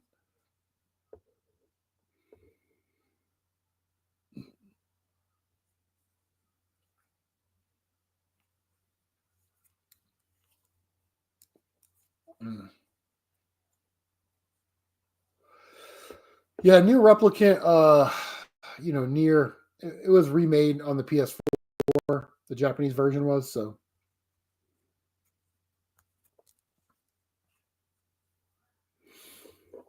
Then there's kind of two different versions. The PS3 version and the PS4 version are sort of different, but essentially the same. You just get a different character type in the Xbox 360. You play as an older version of the character.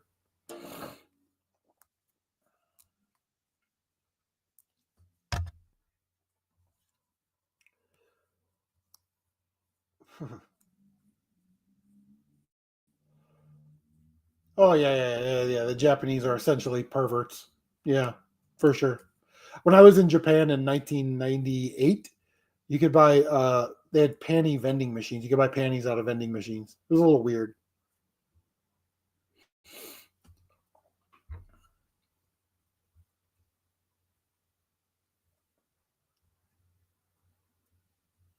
You know what's funny about Halo? Halo's on my list of games I've never beaten one game in the franchise in.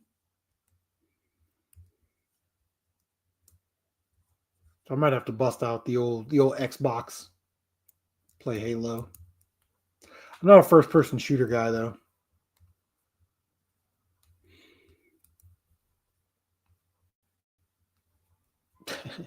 Yeah. Well, they have like, different views on sex and sexuality over there.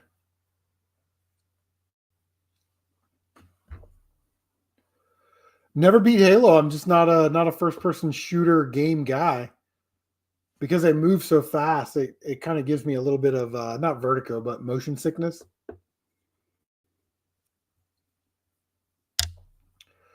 Showed wants to know what I've been playing. Let me grab my list of games that I beat this year. Right now, I'm playing Grab by the Ghoulies on Rare Replay. I'm about halfway through it.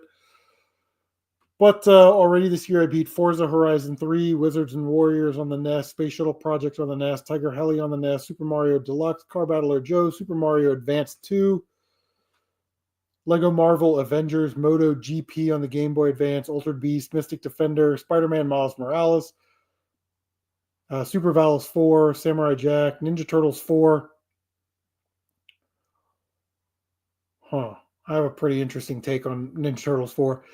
Batman on the Genesis, Valis 3, Wings of War, Hot Shots Golf 3, Samurai Jack, and Super Mario 3D World and Bowser's Fury on Switch.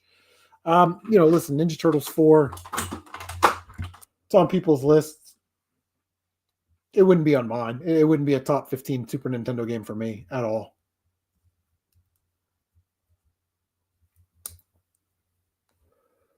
Yeah, Rez, good seeing you. Thanks for stopping by. Good questions. Maybe next time we'll have to do some panels. You can jump in the panel. And that would be awesome. So, yeah, those are the games I've been playing. Ninja Turtles 4, if it didn't say Ninja Turtles on it and it was called like Magic Wizards Through Time, would people still hold it with the same amount of reverence? I mean, I thought the game was okay.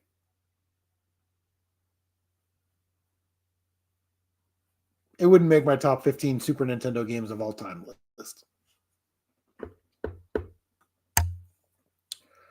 For sure.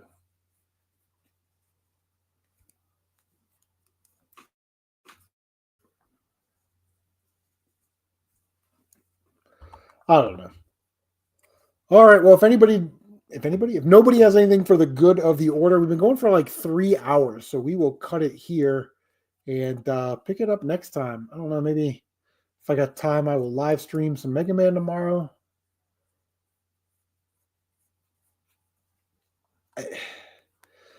Mr. Matthews says maybe the Wizard games still have Crank. No, change the foot soldiers out with generic enemies and the bosses out with generic boss fights. Would it still be as loved, or is that game really revered and loved because it's a Ninja Turtle game? All right, Shu, thanks for stopping by. I don't know. I mean, it's a good game. Don't get me wrong, but I just don't think it's all that and a bag of chips, girlfriend. You know what I'm saying?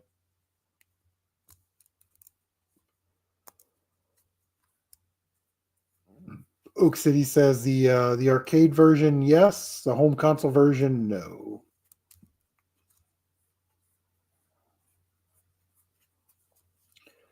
Yeah, I don't know. Oak City says he's out. All right. Well, with that said, we're going to end the stream. I want to thank everybody for stopping by and indulging me in which wrestler goes with which console game. That was fun. Went through a list of games that I beat, talked about the Switch, talked about Happy Console Gamer. We covered a lot of ground tonight. So I want to thank everybody for stopping by and supporting the channel big time. Hope you guys enjoyed my Kino Casino impression. It was top notch. Probably the best impression ever of all time, other than my Macho Man, which is also pretty solid. But anyway, guys, thank you so much. We'll see you on the next one. Oh, if you subscribe to Toy Freaks, I got a new Toy Freaks episode coming out hopefully tomorrow or at least Sunday morning. It'll be all Lego because I picked up a shit ton of fucking Lego at garage sales this already. 70-something minifigures. Can you believe that? Anyway, we'll see you guys on the next one, and take care of yourselves.